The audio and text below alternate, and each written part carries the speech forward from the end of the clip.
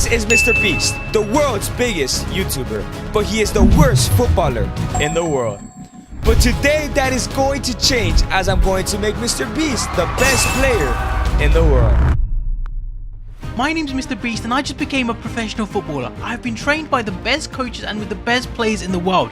And my goal is to dominate world football and win the Ballon d'Or. But it's now time for the start of MrBeast's journey, making his debut for Newcastle against Liverpool. Let's hope that he can become the best player in the world. Okay Jimmy, this is it. The journey starts here. Show the world what you're made of. 62 minutes in, MrBeast is going to be the penalty taker for this game as he goes to the middle and he misses straight away. MrBeast has missed his first penalty in his career. Anthony Gordon sends a through ball to MrBeast as he's 1v1 against the goalkeeper. Can he go ahead and win the game for Liverpool? As he takes a shot, he chips it and it goes wide. It goes over the bar. MrBeast has missed 2 easy chances on his debut. And the ref has blown the whistle and MrBeast has had a stinker of a debut. Let's just hope that it only happens in this game. If not, we may have a huge problem to start off MrBeast's grand career. Good afternoon, Nick. How does it feel to be captain of Newcastle and lead players like MrBeast? Players? He's an influencer, nothing more. Us players spend our whole life training for this. He will never survive in our world. But after that terrible first game, I can imagine that MrBeast has already rubbed it off. This is his first time ever playing a professional game, but now he has a second opportunity as he starts away from home against Tottenham Hotspurs. And now it's Jarrod Bowen on the ball as he gives it to MrBeast in the 31st minute. It's still MrBeast in the ball. Tries to cut to the right, but he loses the ball, man. Alan Saint-Maximin sends MrBeast 1v1 against the goalkeeper. He has an opportunity to redeem himself from the last game. It's still MrBeast with a shot and it's saved by Hugo Lloris, man. And the ref blows the whistle and once again MrBeast blows 2 opportunities given to him and he still is yet to score his first goal of his career. Is he ever gonna become the best player in the world if he can't even score a goal, man? But he is given one last opportunity in the starting lineup against Manchester City. Surely he has to at least score 1 goal considering he's had so many chances so far. And now it's Jarrod Bowen on the run in the 5th minute looking for the first goal of the game. Jarrod Bowen sends a through ball into MrBeast. MrBeast, surely you have to score this 1v1 against the keeper with a shot and it's saved by Ederson. Come on, Jimmy, you have to be doing better than that. But now Man City have a penalty, looking to take the lead here. Kevin De Bruyne goes to the left-hand side and Man City have taken the lead. MrBeast Jimmy couldn't finish his dinner and of course the best team in England take the lead. But now MrBeast has a free kick. He doesn't know how to take free kicks, but I can imagine this is going to be a miracle. MrBeast with a shot and it's an easy save from Ederson, man. But now Julian Alvarez plays a brilliant through ball into Heung-min Son and now it's Heung-min Son versus the goalkeeper. It's a shot and it goes in. Man City have taken a 2-goal lead. This game is going to be over and MrBeast's reputation may be tarnished as he has not scored a single goal in his first 3 games. And the ref does blow the whistle. Man City do pick up a 2-0 victory as MrBeast failed to score a goal. And things just went from bad to worse as MrBeast was now benched, and even though he came off the bench, he did absolutely nothing of value and did not score his first goal after 5 games into the Premier League season. And because MrBeast did not score a single goal in his first 5 games from September all the way to April, MrBeast just sat on the bench and did not make a single appearance.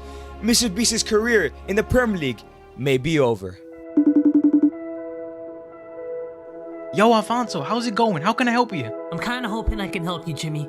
You seem to be struggling with confidence this season, and I would love to help you. Perfect. I could use all the help I can get. I'm really struggling to score. Okay, Jimmy, just focus on shooting drills. Think of it like making videos. The more you do it, the better you become. You got this, brother. And straight after that call with Alphonso Davies, MrBeast got straight to work as he did shooting drill after shooting drill. While other games will be playing in the background, MrBeast was seriously running out of time. Will MrBeast ever play a game, ever, for Newcastle?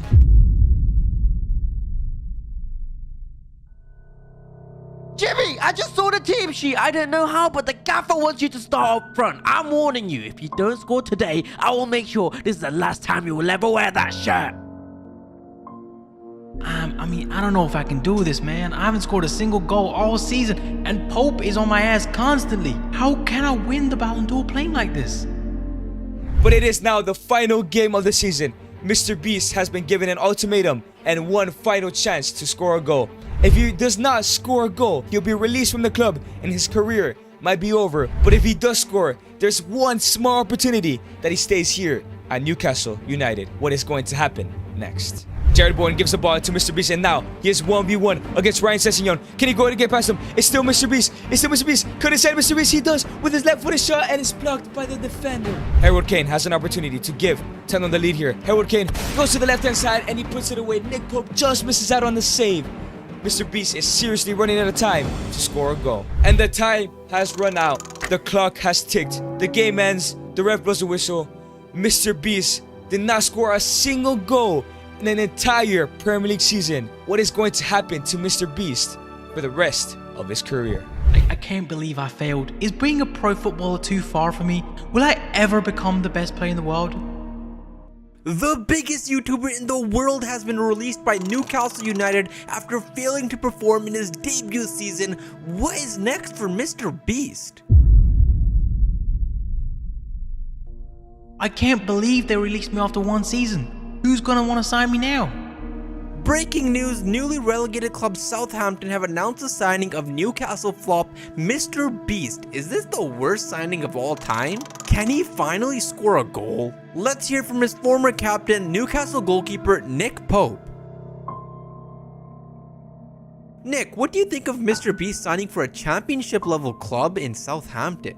It's a joke! What's next? PewDiePie signs for Oxford United? These guys need to stick to YouTube and leave football to the footballers. Pathetic!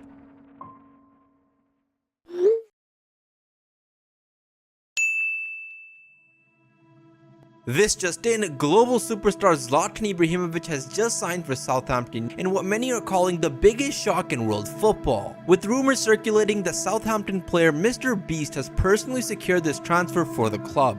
And it looks like MrBeast has found a mentor, and for the next couple weeks, MrBeast and Zlatan have worked hard to improve on MrBeast's game, but now it was time for the first game of the championship season, Southampton's debut with MrBeast against Millwall.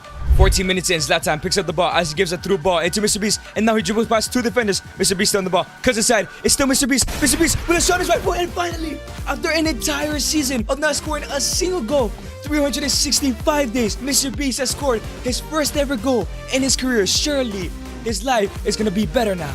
But in the 80th minute, he is given another opportunity to score a penalty, and this time he goes to the right hand side and he puts it into the top corner, getting his second goal ever and his first ever brace. Surely he's going to become a better footballer player as the weeks go on. But the ref blows the whistle, and MrBeast finally has scored a professional goal, and not only that, he scored two, but hopefully his good form continues up next against Queen's Park Rangers. Stuart Armstrong running down the wing as he sends a through ball into MrBeast with a shot, and he puts it away. Straight after scoring his first ever goal of his career, he scores in another game. This is the new MrBeast. This is the new Jimmy. This is the Jimmy that's gonna become the best player in the world. Stuart Armstrong crosses in that free kick into Jimmy Beast with a bicycle kick, and it hits the crossbar. He is learning so much from Zlatan. And the ref does blow the whistle as MrBeast picks up another goal. But the question is, can he do it in his very next game in a legendary stadium at the Stadium of Light to complete an amazing run so far? Ibra picks up the ball in the midfield with a brilliant through ball into MrBeast. Can he go ahead and score in his very tough stadium? MrBeast with a shot, and yes, he puts it away. 3 games in a row, he has scored a goal. This is the brand new MrBeast. He is going to become the best player in the world. And that was all she wrote for the story at the Stadium of the Light as they win 1-0. But MrBeast's good form did not stop there, as in the next 3 games he scored a total of 5 amazing goals. And now we were in the final game of the season. Southampton sitting in 3rd place. If they win this game, they could get automatic promotion if Leeds United fail to win their game. And there's going to be a lot of pressure on MrBeast as he is a second top goal scorer, and the hat-trick could give him the golden boot. The question is, will MrBeast flop in his first ever big game, or will he deliver and become a big game player? Something very important to winning that Ballon d'Or. Hey Alfonso, how's it going? I'm good, brother. You excited for your last game? That's why I called you. I'm nervous. How'd you deal with this? Jimmy, you've been killing it all season. Just believe in yourself, go out there and show them why MrBeast is going to be the best footballer on the planet. You got this.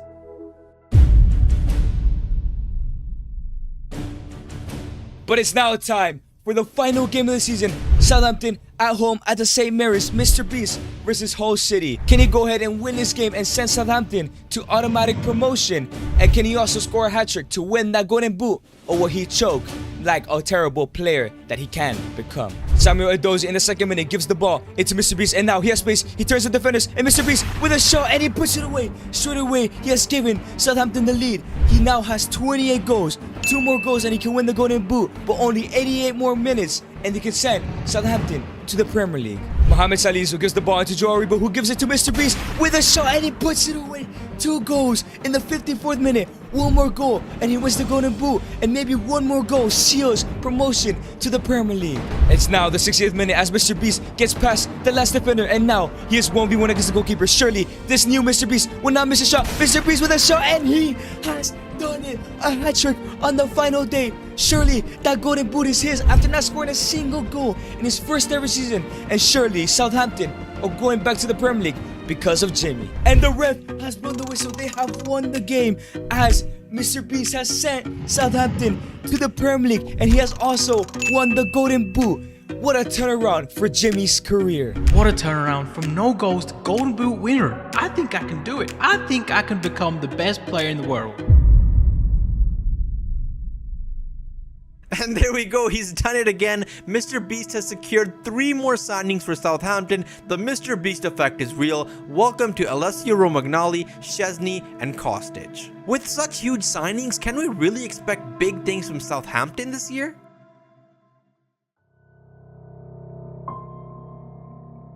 Hi Nick, Newcastle United are looking strong this year, but the big story in everyone's mind is MrBeast returning to the Premier League after a glorious season in the Championship. Do you think Jimmy and Southampton can bring that form along with them into the Premier League this year? Are you kidding? I'm here to talk about Newcastle, not this jumped up YouTuber. Let me put it this way, that wannabe footballer will never score past me.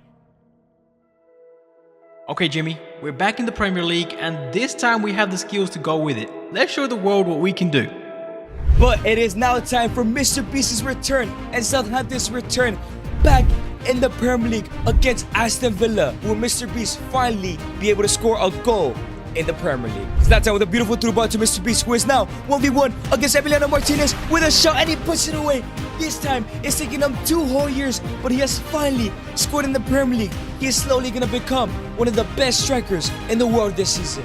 And just like that, Jimmy's first game back in the Premier League ends in a 1-0 victory because of him. But now, it's time for him to rub it off and get ready for this home game against Everton. Can he go ahead and score against a team like Everton? MrBeast plays it into Ruben Loftus-Cheek, and now Ruben Loftus-Cheek with the dribble with a brilliant through ball into MrBeast, who once again is 1v1 against the keeper. Surely he's not going to miss this, and of course, he is not going to miss this. He has become a prolific striker in the Championship, and he's bringing that over in the Premier League. Loftus-Cheek with another brilliant threaded ball into MrBeast, 1v1 against the keeper. He is not missing this, and he is never going to miss an opportunity like that ever in his career. 2-0. Stuart Armstrong sends the ball for MrBeast, who is searching for his hat-trick. His first ever hat-trick, cuts, and he has a shot, and he gets his first ever hat-trick of his career.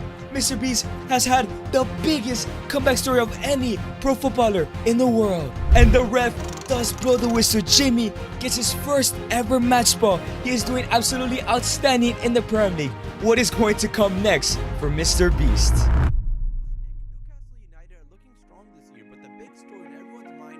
I think it's probably too much to think that we can win the league this season. I want to concentrate on the FA Cup. I need some silverware to become the best player in the world. Yeah, that makes sense. Let's do it. Let's win the FA Cup this season. So it seems like Zlatan and Jimmy have made a master plan to shock the world by winning the FA Cup this season, to prove to them that MrBeast is a good player. So it's time to kick off this campaign against Sutton United. Surely this is an easy victory. And now it's Kostic driving through the midfield as he sends a brilliant ball into MrBeast, who is looking for his first ever goal in the FA Cup. Can he go ahead and do it against Sutton United? And of course, there was no question. It's only a League 2 side. Joe Aribo sends a ball into Romeo Lavia, who gives it into Zlatan Ibrahimovic, who gets past 2 defenders, and it's still Zlatan 1v1 against the goalkeeper. He does give it to MrBeast with a shot, and he gets his brace in the FA Cup. Surely this Zlatan and MrBeast link up will win them the FA Cup. Lavia sends another ball into MrBeast, who is searching for another hat-trick. As MrBeast comes back outside on his left foot, he gets past all 3 defenders. MrBeast with a shot, and he gets his second hat-trick of his career. Jimmy is running riot in English football. Can he continue this form? Can he win Southampton that FA Cup? And this game does come to an end as MrBeast picks up yet again another match ball in the 3-0 victory against Sutton United. But their good form did not continue, as in the round of 32, the round of 16, and the quarterfinals, Southampton and MrBeast pick up victories, and now it was time to play against Newcastle United in the semi-finals. But yes, we are here at the St. Mary's Stadium against Newcastle United, MrBeast's old club, and not only that, MrBeast's old captain Nick Pope has said that MrBeast will never score a goal on him. Surely MrBeast has that fire in his heart that he's going to score in this game and send Southampton to the FA Cup final and potentially win it. Joe Aribo plays the ball into MrBeast, who gets past Sven Bowman, but MrBeast with a shot from outside the box, and it's a brilliant save from Nick Pope. But now here comes Newcastle United, looking dangerous, looking to end the dreams of Jimmy and Southampton. It's still Miguel Almiron. Almiron finds a through ball into Alexander Isaac with a shot, and it goes in. Southampton have gone down 1-0 to Newcastle in the semi-finals. Can Southampton turn this around? Can Jimmy help turn this game around? And no, sadly, the ref blows the whistle and Southampton are out of the FA Cup. Jimmy could not achieve his goal, and he does not score against Nick Pope, against his old club. Hopefully, MrBeast's form does not go sour with this bad result. That wasn't the way I wanted to go, but if this season has taught me anything, it's that I belong here in the Premier League.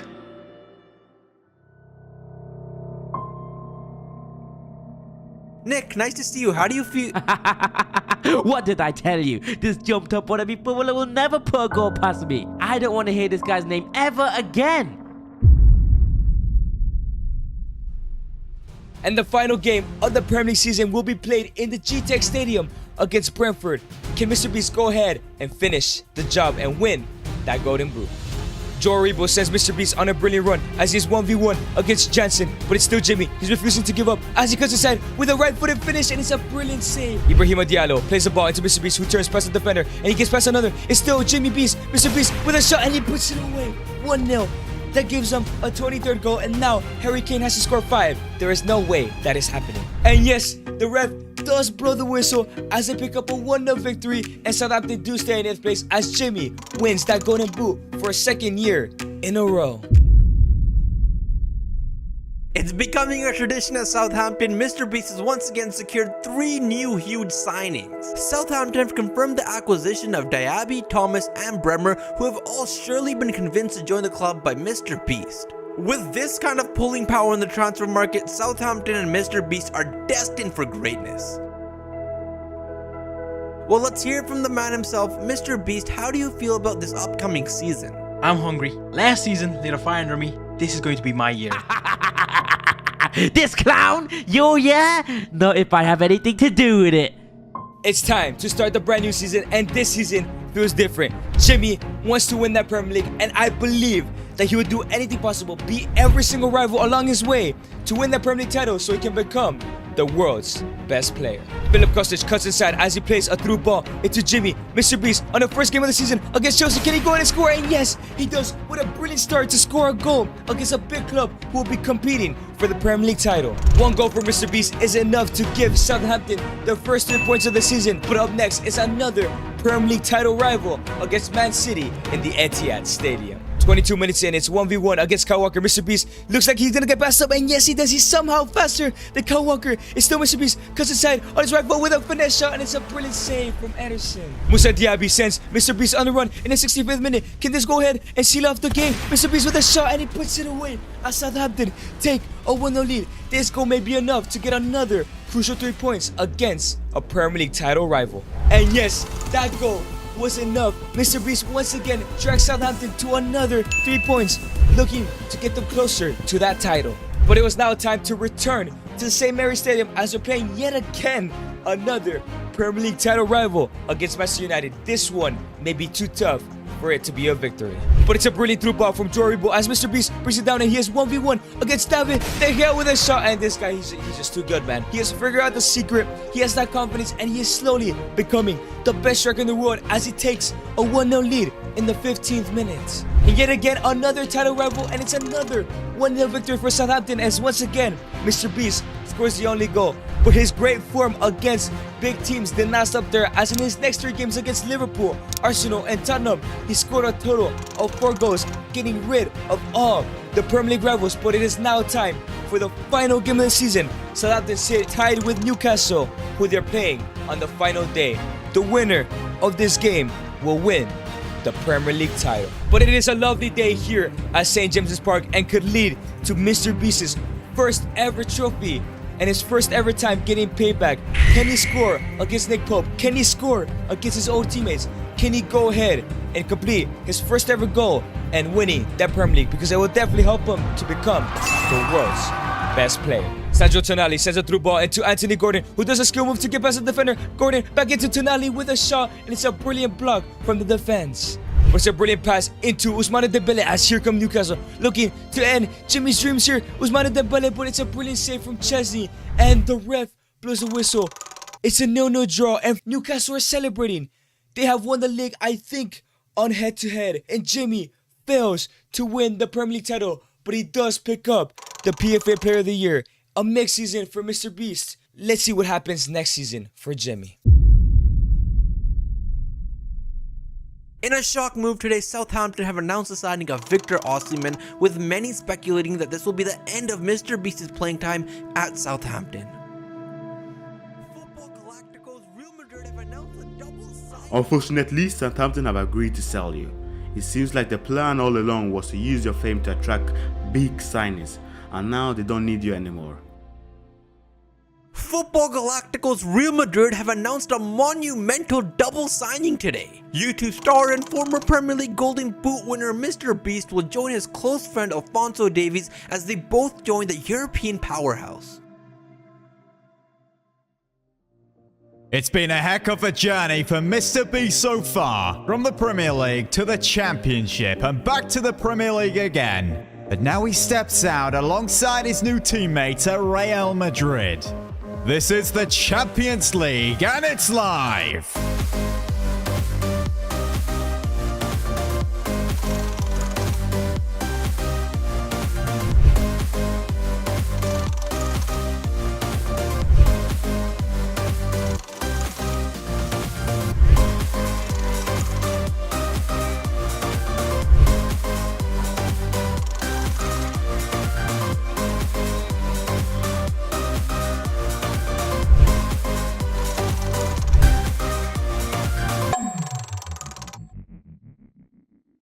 Jimmy, nice to see you. This is the first time you'll be facing your former club Southampton. Are you out for revenge? I don't feel there's the need for revenge. I have no hate for Southampton, but after tonight, they'll regret replacing me.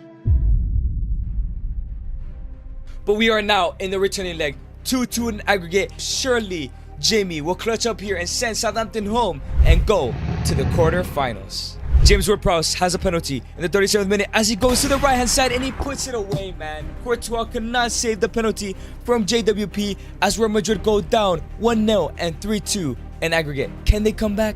And now it's Eden Hazard, plays a brilliant through ball into MrBeast, 1v1 against the goalkeeper. Jimmy with a shot and he puts it away. He has equalized the tie. Can he go ahead and score a winner in the next 28 minutes? But no, the score stays the same all the way to extra time, and now it ends in a 3-3 draw in aggregate. And it's time for MrBeast's first ever penalty shootout. Will he go ahead and help the team go to the quarterfinals, or will he flop and possibly never become the world's best player? MrBeast to go ahead and take the first penalty as he's gonna go straight to the left hand side, and it's saved by Chesney. He does not score against his old teammates, but now it's Miroslav Orsic with a shot, but Courtois makes a follow-up save.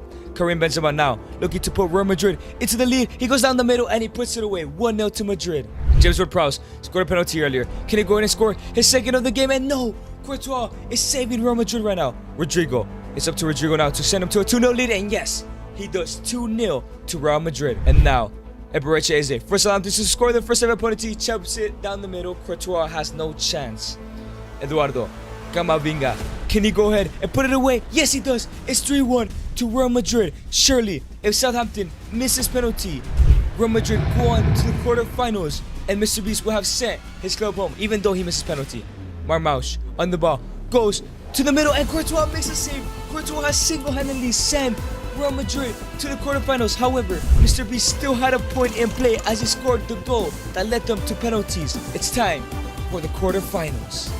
But it's time to find out who is in MrBeast's way in the quarterfinals, and it's Olympique Marseille. That's an easy tie for Jimmy Beast. But it's time for the first leg here. Can Real Madrid go ahead and get a good lead in the first leg, and it's going to be a 1-0 victory, a goal from Rodrigo. And with a 1-0 lead in aggregate, it was time for the second leg in the Santiago Bernabeu, which ended in a 0-0 draw, to be honest. But the question is yet to be asked, who will MrBeast be playing in the semi-finals? And yes, the semi-final first leg is going to be up against Man City, probably the toughest team Real Madrid could have gotten. But can Jimmy go ahead and take a good first game lead for Real Madrid against City? Dani Carvajal, Valverde turns, but no, Jack Grealish makes the interception, and now Jack Grealish down the wing. Jack Grealish looking to cut inside, he does, crossing into Phil Foden with a shot, and he puts it away. Man City have taken a 1-0 lead against Real Madrid. Surely there's still a lot of time left for them to score a follow-up goal.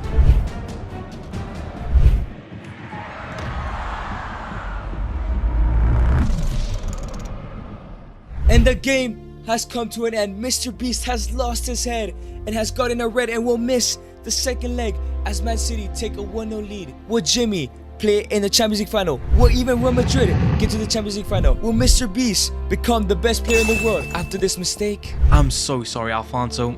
I've let the team down, haven't I? Don't worry, Jimmy. It could happen to anyone. We've got this. We will get through the final. Don't worry.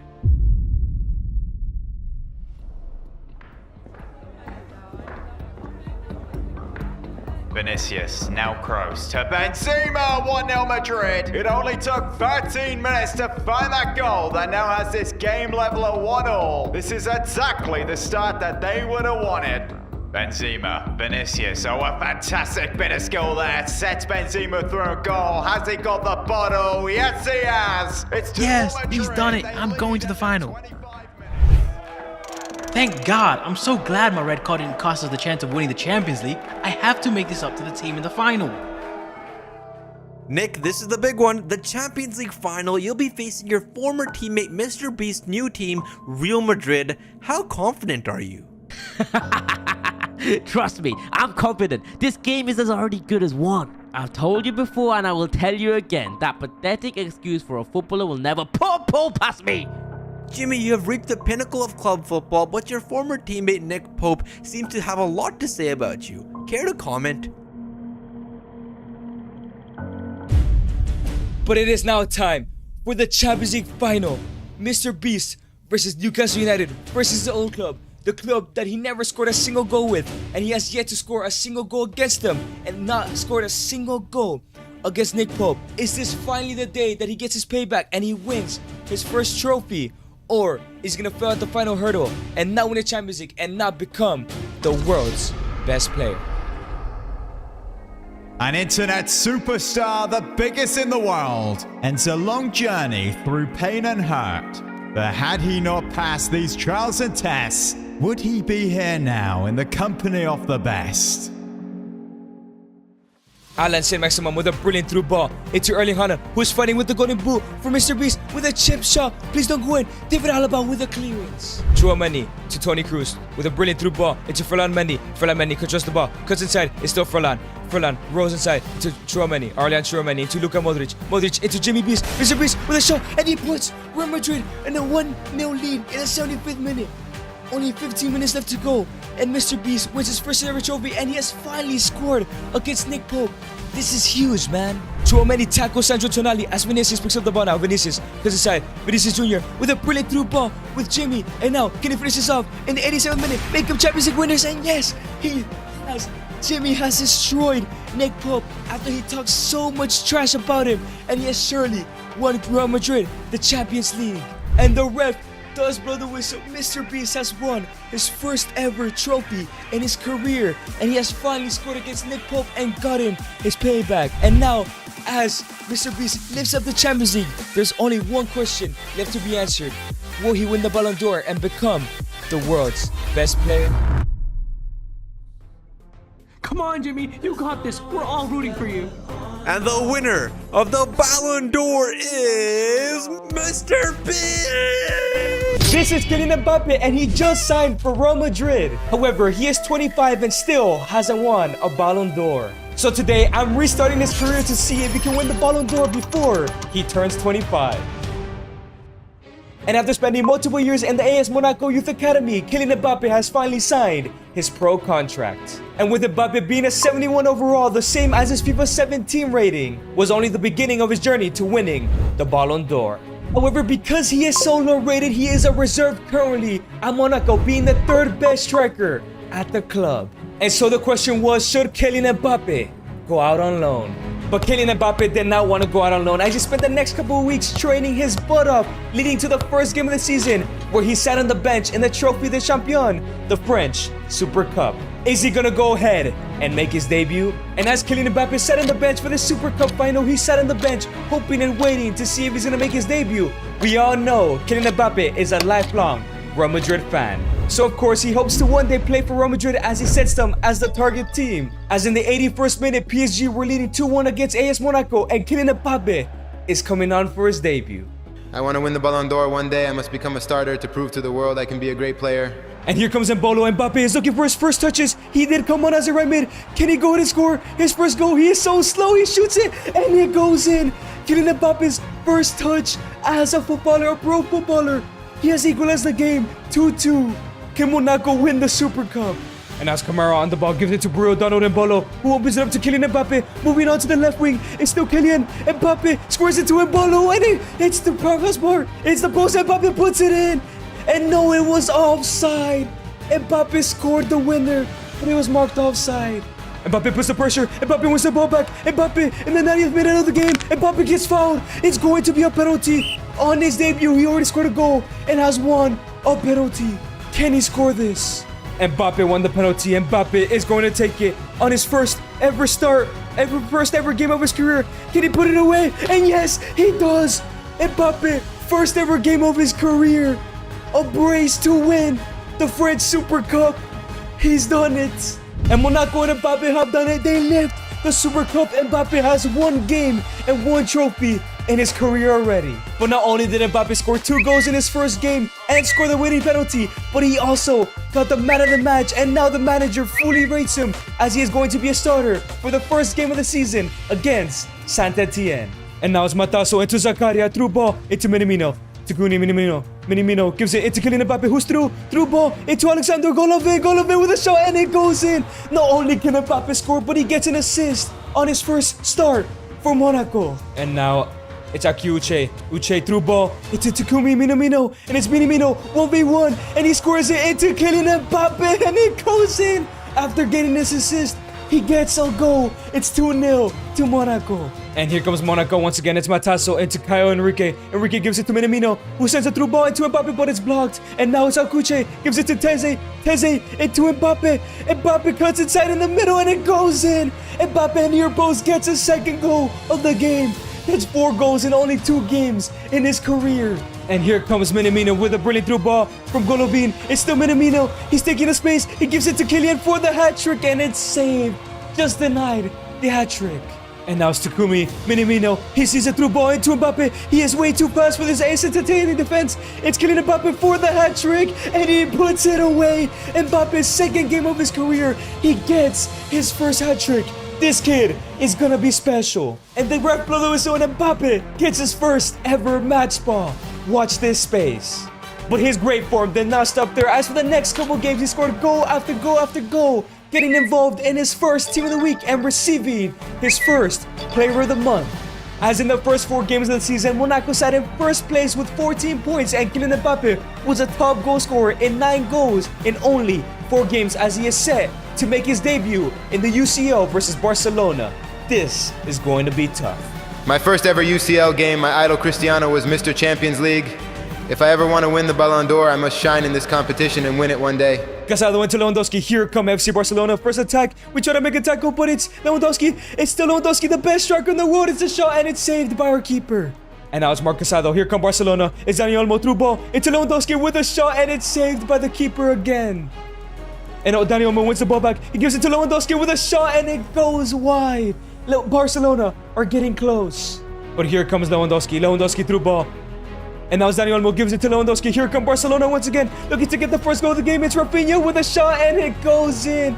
Barcelona take a 1-0 lead. They've been dominating this half. Mbappe hasn't even gotten an attack. Come on, Monaco. It's Ronaldo, and Minamino gets the ball back. It's into Kylian Mbappe for his first shot of the game in the second half, and it's saved by Ter Stegen. And as Akuche threw ball into Mbappe, Mbappe has a shot, but it's blocked. Mbappe just can't score tonight. And the game comes to an end. Mbappe couldn't score his first UCL goal as Barcelona win 1-0. Their good form stops there, at least in the UCL. But now halfway through the season, AS Monaco were sitting in an impressive 3rd place, but sadly got knocked out of the UCL, finishing in 30th, only getting 1 win as Kylian Mbappe has 21 goals and 7 assists in all competitions, scoring 1 goal in the UCL, and now a 75 overall as he leads the Golden Boot race. He may not be in the Champions League anymore, but he can surely compete for the league title and surely win the Golden Boot. But despite getting knocked out in the Champions League, Mbappe's form continued, getting goal after goal after goal and win after win for Monaco. As on the final day of the season, Monaco were tied with points with PSG, and Kylian Mbappe was tied with Barcola on the Golden Boot. Not only can Kylian Mbappe win the Golden Boot, but he can also win the league title tonight. But the question is, can Kylian Mbappe go ahead and win the final game to win the league title versus 6th place RC Lens and score enough goals to beat Barcola and hope that PSG somehow lose to last place? AJ Auxerre is looking like the league title is out of his hands, but the Golden Boot can still be his. And now it's Kylian Mbappe on the ball, gives it to Takumi Minamino. It's Minamino running down forward, gives it to Kylian Mbappe to get his first goal of the game, and that gives him his 32nd goal. He hopefully takes the lead above Barcola, and it's 1-0.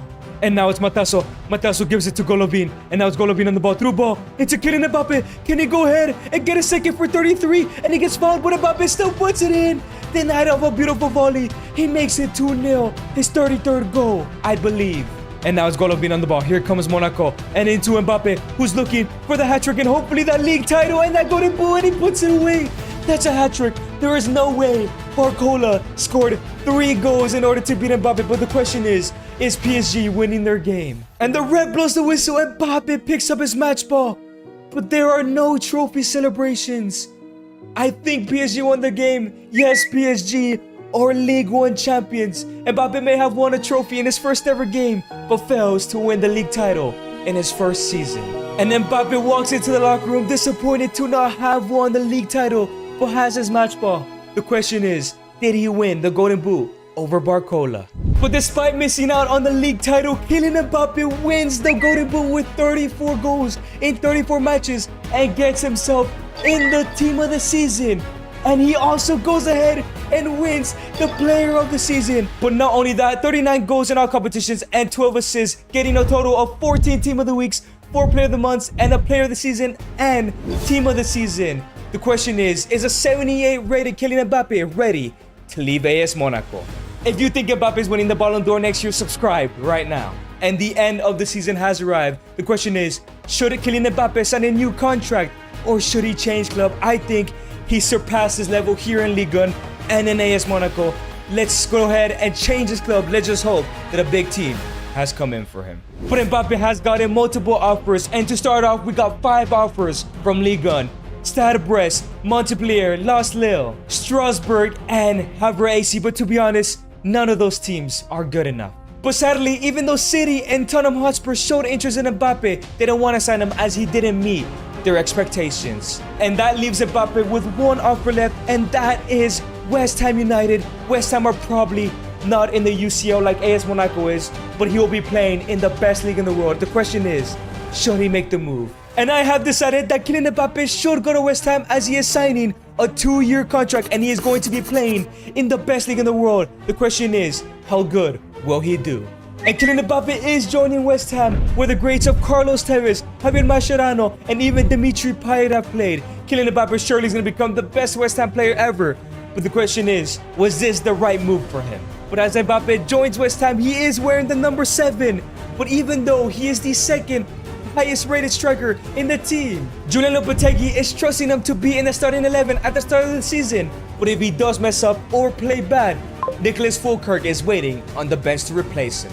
And as that time ticked down for the first Premier League game of the season, Kylian Mbappe still hopes and dreams he plays for Real Madrid as it remains his target team.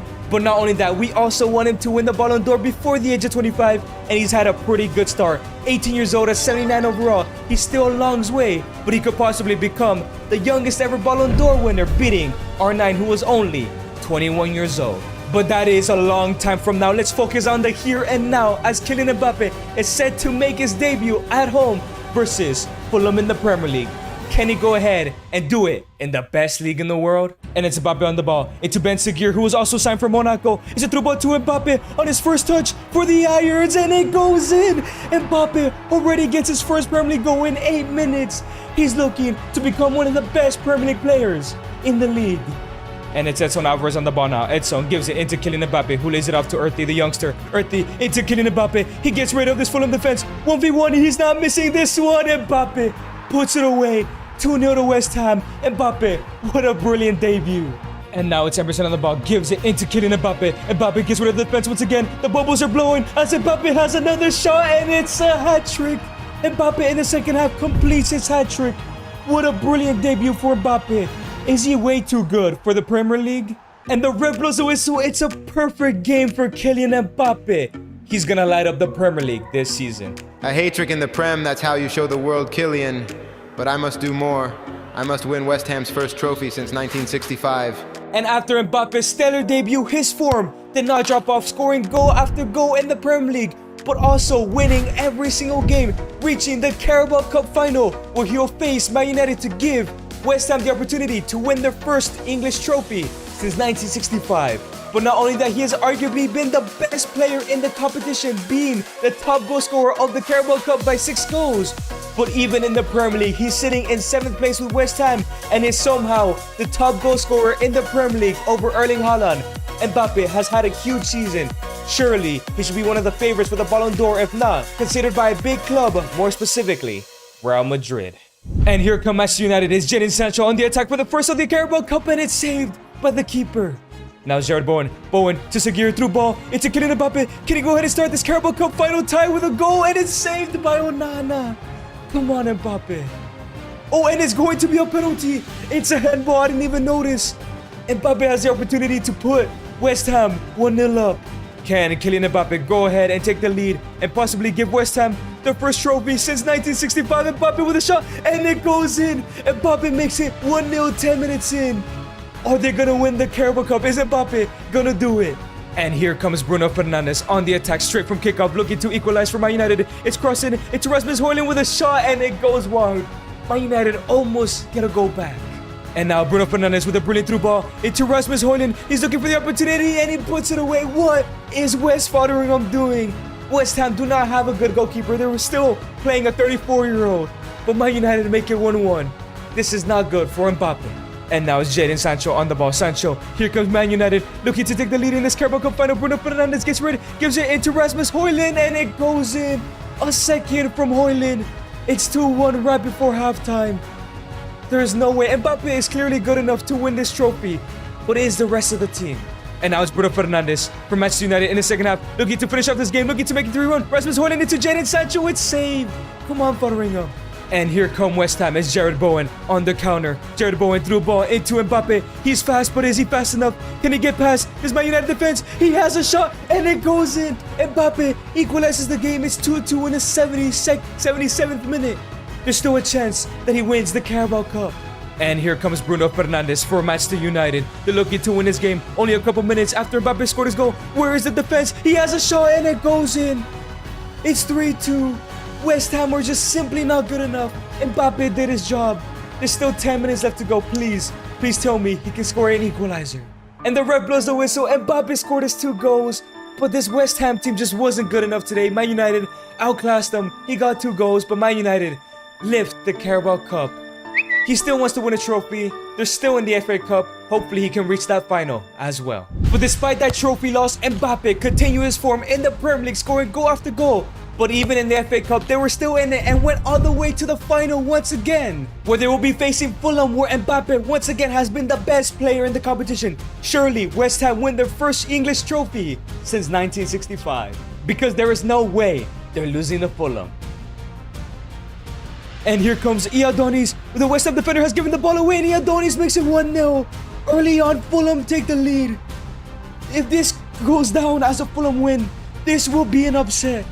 What is that West Ham defender doing, man? Mbappe is gonna go ahead and take this free kick. Jared Bowen was fouled earlier. Can Mbappe go ahead and make it 1-1? Can he score his first ever free kick? And yes, he does. Mbappe has equalized the game. What a free kick. Incredible from Kylian Mbappe.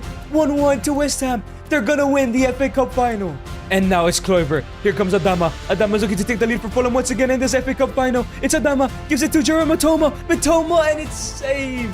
Great save. But Fulham have a corner now, and it's crossed in. Into Joaquin Anderson with a bicycle kick. And it goes wide. Fulham are dominating this game. And no, it's given away once again by Mavropanos. What is he doing? And it's a great tackle, but now it's just a Kluivert, and it goes wide. Fulham are wasting chances. And here comes Fulham. Adama gives it into Iodonis. Iodonis has the ball. Iodonis is looking for a shot. Please, the West Ham defenders get it. They get it out. He gives it away. It is a shot, and it goes in. Fulham have taken the lead. It's 2-1 right before halftime. What is going on? And now it's Justin Kluivert for Fulham. Takes the corner. It's shot. Please clear it. And it's going to be a penalty. What happened there? Fulham have the opportunity to score a third goal and end the game. Please miss this. And it seems like it was a handball, but here comes Iodonis, and he puts it away. He gets his hat-trick. Who even is this guy? Fulham take a 3-1 lead, and if the score is still like this, they're gonna win the FA Cup final. And here comes Jared Bowen. Here come West Ham, looking to not give up so easily. It's Soufal, gives it into Mbappe. Mbappe wins the ball back. He has a shot, and it's blocked. And now it's Somerville into Ben Seguir. They need to get a goal back now if they want to win this game. It's Jared Bowen. Jared Bowen on the ball. Gives him to Seguir. Seguir into Mbappe. Mbappe gets rid of Calvin Bassey. He has a shot, and it's saved by Dean Henderson. And it's now a corner. Ben Seguir takes it, crosses it in. Into Mavropanos. Into Kilman, who tries to lay it off to Mbappe. And it's going to be a penalty. The backheel pass was worth it. Mbappe has a penalty. 78 minutes in. He could make it 3-2 and possibly turn around this game. Another handball leads to another penalty, but Kylian Mbappe, can he go ahead and put it away? He puts it in the top left and he goes in. Mbappe get the ball.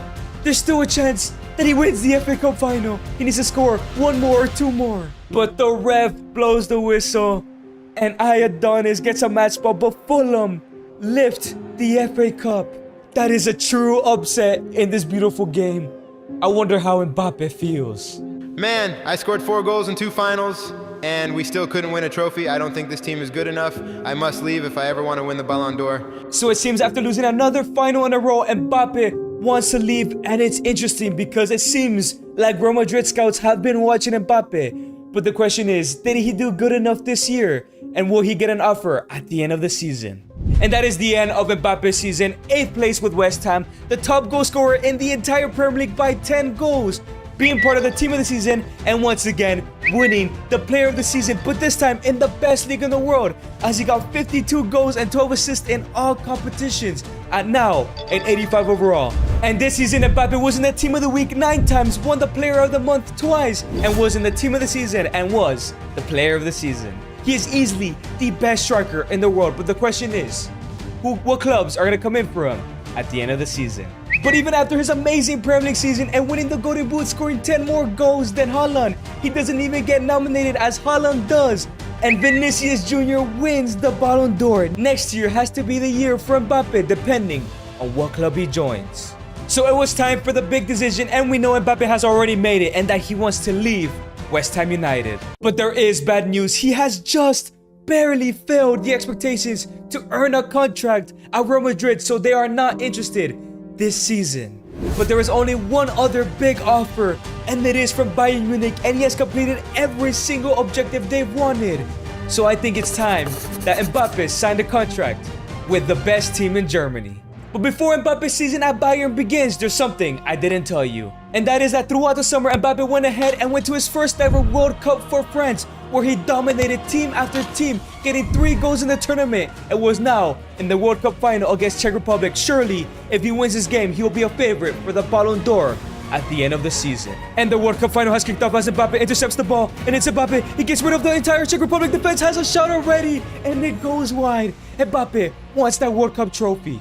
And now to Ousmane Dembele. Here come France with the second attack of the game already. Through ball into Kylian Mbappe with a shot, and he starts the World Cup final right. He gets a goal. He lights it up for France. He's easily gonna win this game, surely. he doesn't.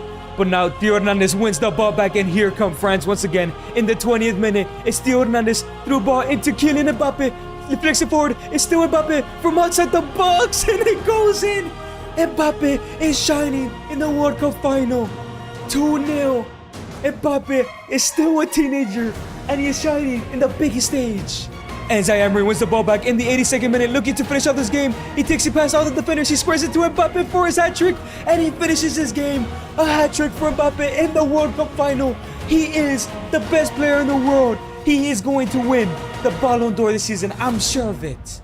And yes, they have done it. Mbappe has won the World Cup with France in the hat-trick in the final. But it's time to focus on the club season. If he wants to win that Ballon d'Or for sure, he needs to win that UCL. Let's see what he thinks. A World Cup and a hat-trick in the final.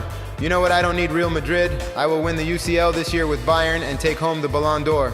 And Mbappe has arrived at Bayern Munich, being the best striker in the club. And of course, he'll be starting. But the question is, you're asking, where did Harry Kane go? And it turns out that Harry Kane was signed by Real Madrid, the team Mbappe wanted to join. Ooh, I'm sure Mbappe's angry and he wants to go ahead and win the UCL this season. And Mbappe got straight to work this season, shining in the Bundesliga with Bayern Munich and shining in the UCL with Bayern, as well as they were now in the semi-finals where they will face Barcelona over 2 legs. And if he could win these 2 games, he'll be in his first ever UCL final. Can he go ahead and beat Barcelona? And here come Barcelona. First attack of this UCL semi-final. Inspector Boniface, he still has a space. The defender gets destroyed and it goes, hits the post. Boniface gets close. And they give away the ball, and now it's Ansu Fati in this UCL final. Can they go ahead and take the lead? Olmo, and it goes in. Straight after missing a shot, Olmo makes it 1-0 for FC Barcelona in this first leg. This is not good. And here comes Victor Boniface, and now it's Ansu Fati. Where's Malo Gusto going? Ansu Fati 1v1 against Mario Neuer with a shot, and it goes in. A second goal in 3 minutes. Barcelona are leading this tie 2-0 in aggregate, 2-0 in total. This is not good. Mbappe hasn't even attacked. And the ref blows the whistle, and it's all over. A boring game as Barcelona take a 2-0 lead in the first leg. But it's now time for the second leg. Can Mbappe and Bayern Munich make a comeback to go on to the UCL final? Because if he doesn't, there's no chance he wins the Ballon d'Or. And the second leg kicks off. It's Casemiro into Musiala, who gives it to Kylian Mbappe, who gets rid of the defenders. It's Mbappe who scores it into Nusa, and it goes in. They get a goal back. Mbappe gets the assist. Antonio Nusa makes it 1-0, 2-1 in aggregate. They still have a lot of time to make it to that final. And now it's Eric Dyer. Eric Dyer gives it to Kylian Mbappe. He's trying to hold it up. Nobody's making a run, but it's a brilliant through ball into Malo Gusto, who shoots it from there, and it's saved by Michel Olise and puts it away. Mbappe gets basically the second assist, but they have equalized. It's 2-2. The first half is about to end. Can Bayern Munich go to the UCL final? And now as Michel Olise gives it, it's a Kylian Mbappe. Can he go in and finish? And no! The goalkeeper, I don't know if it deflects off the keeper, but Mbappe misses the opportunity to win the game. That was so close. And now it's Davies, gives it to Nusa. Nusa into Musiala. Mbappe knocks it forward. Mbappe, it's shot, and it's saved by Ter Stegen. He's getting so close to scoring, Kylian. And now it's Eric Dyer, gives it to Kylian Mbappe, and he's fouled. Referee, how's that not a foul? Yes, it is. Mbappe has scored a free kick before. Can he do it again? So it's Kylian Mbappe to take the free kick. Can he go ahead and score this? It's been a while since he scored one. Mbappe, and it hits over the wall. Come on, Mbappe. And now it's Todibo. But Musiala wins the ball back. He sends it into Kylian Mbappe with the volley, and it goes in. It's a screw up from Todibo, the Barcelona defender. And Mbappe makes it 3-0. That is 3-2 in aggregate. Are they going to win this game? And the game comes to an end. Mbappe is going to the UCL final. An assist, an important pass, and a goal for Kylian. Who is he going to face in the UCL final? But after beating Barcelona, Mbappe has to go ahead and face Real Madrid in the UCL final. The club that rejected him and the club that signed former Bayern player Harry Kane. But leading up to the UCL final, surely Mbappe is the favorite. Winning the World Cup, he won the Bundesliga in his first year with Bayern, winning the Golden Boot, being in the Team of the Season, winning a total of 7 Team of the Weeks and 2 Player of the Months, and also winning the Player of the Season in the Bundesliga as he scored 37 goals and 16 assists in all competitions. But the question is, can he go ahead and beat Real Madrid in the UCL final? But it is now time for the UCL final. Mbappe versus Real Madrid. Mbappe versus Kane. Bayern versus Real Madrid. 20 years old, 91 overall Mbappe. If he could win the UCL, he could possibly win his Ballon d'Or and do it at the youngest age ever, at 20, before R9. Can he go ahead and beat the club that he used to love? But it's also the club that rejected him. And the UCL final has kicked off, and here come Real Madrid. It's Harry Kane already in the ball. Harry Kane in the first minute of the game, and it goes wide. Harry Kane misses the opportunity to make it 1-0. And now it's Olise. Olise's on the ball. It's Olise, gives it into Jamal Musiala. And now it's Musiala dribbling through ball into Mbappe. Can he go ahead and make it 1-0? And no, it goes wide. Mbappe just misses the target. And Jude Bellingham through ball into Rodrigo, and he's on the counter-attack. It gives into Harry Kane. Harry Kane, great tackle by Kim Min-jae, but it's wide. And Vinicius Jr. shoots it, and it's saved. Great game so far. But now it's a corner to Real Madrid. Vinicius receives the ball from Rodrigo. It's crossed in, and Olise puts a hand to it, and it's going to be a free kick. I thought it was going to be a pen. But Real Madrid have a free kick. It's given it to Jude Bellingham. Bellingham with the cross in into Feather Kane, and it's saved by Neuer. It's Diego Jota on the ball now into Musiala. Through a ball into Diego Jota. Here come Bayern Munich on the attack in the second half. It's still Diego Jota. Crosses it in all the way to Kylian Mbappe. Can he win it? No. But Jota wins it back. And now it's Alphonso Davies. He gets rid of the defender. He gives it to Kylian Mbappe with a shot, but it falls into Malo Gusto. And it goes in. Bayern take a 1-0 lead. Mbappe may have not scored, but he was involved, and that's all that matters. Bayern lead 1-0 in the UCL final. But here comes Real Madrid. It's Vinicius running down the wing. Vinny, no, please, Vinny, don't do it. Real Madrid, but Kim Min-jae intercepts it, and now it's Musiala. Musiala gives it to Pavlovic, and now it's Olise. Olise's on the ball now. Olise gives it into Kylian Mbappe, who cuts and gets rid of Eder Militao. It's Kylian Mbappe now. He's through. He gets past Rudiger, and it's a foul. Give him a red card. And it's going to be a red card. This game has to be over. Casemiro wins the ball, and now it's Musiala. Gives it into Olise, who gives it to Mbappe. Mbappe holds the ball. It's still Kylian Mbappe to finish the game, and he does. 77 minutes in, 2-0, a red card to Madrid. Mbappe scores his UCL final goal. He's going to win the UCL, and he's going to win the Ballon d'Or. And he has done it. Mbappe has won the UCL as they lift it. But I'm sure the only question is, I'm sure that it's going to happen. Is Mbappe going to become the youngest ever Ballon d'Or winner and win it before the age of 25? And after winning the UCL, Mbappe has done it.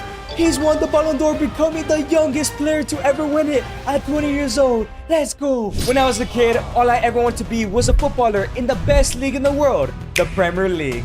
But sadly, I suck at football and watch the Prem from my couch. But today that is going to change as I put myself in FC24 and join Man City's academy and aim to become a City and Prem legend. But yes, I have done it. I'm achieving my dreams. I've joined a team in the Premier League, and the best one in that fact, joining Man City.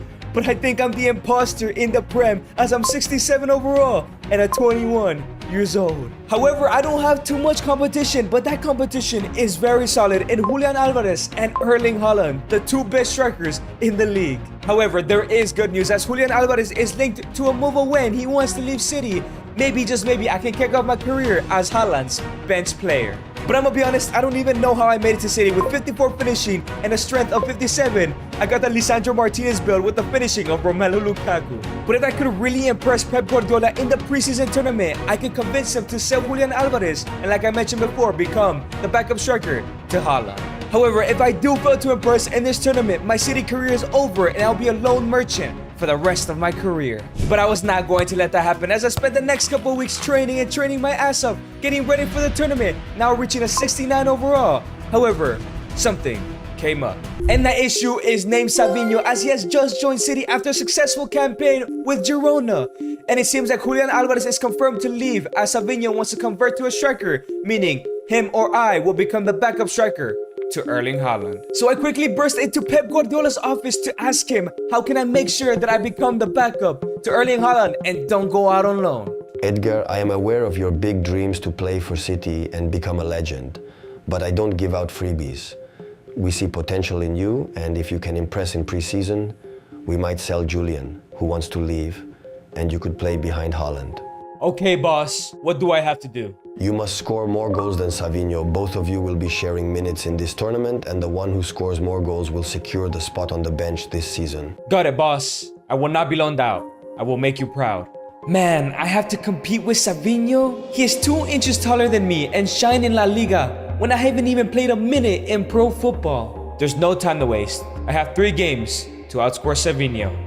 If you want to become a Premier League legend one day, subscribe right now. And it is confirmed, whoever scores the most goals will stay at City and be the backup while the other goes out on a loan. And the first game against AC Milan, Savinho gets up to start while I am sitting on the bench and he does score a goal.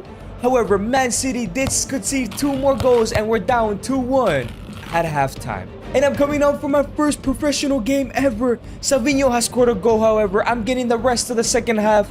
Hopefully, I can at least tie him here and get my first professional goal. And here comes the first attack of the second half. It's Jack Grealish with a brilliant through ball to me. I outpace the defender. I'm 1v1. No chance I missed this. I have a shot and it goes over the bar. There is my 54 finishing showing. But here we go once again. It's Phil Foden on the ball. I'm hoping he passes the ball to me because I'm wide open. He crosses it into me. I take a touch. I have a shot and it's just horrendous. How did I get a Man City contract, man? And now it's Gavardio kickstarting another counter-attack and he gets me. And once again, I get rid of the defender. 1v1. There's no chance. I missed this by a lot and it's a great save by Mike Mainan. I'm getting closer and closer. And it's now the 90th minute as we're still 2-1 down. I've yet to score my goal, but it's Bernardo Silva into KDB, into me. I turn around. I see the run from Rodri. I have a chipped pass to Rodri. Takes a touch, has a shot, and it goes in. I may have not gotten a goal, but I get the assist and the future Ballon d'Or winner, Rodri, gets the goal. We equalize. It's just a preseason tournament, but this means everything to me.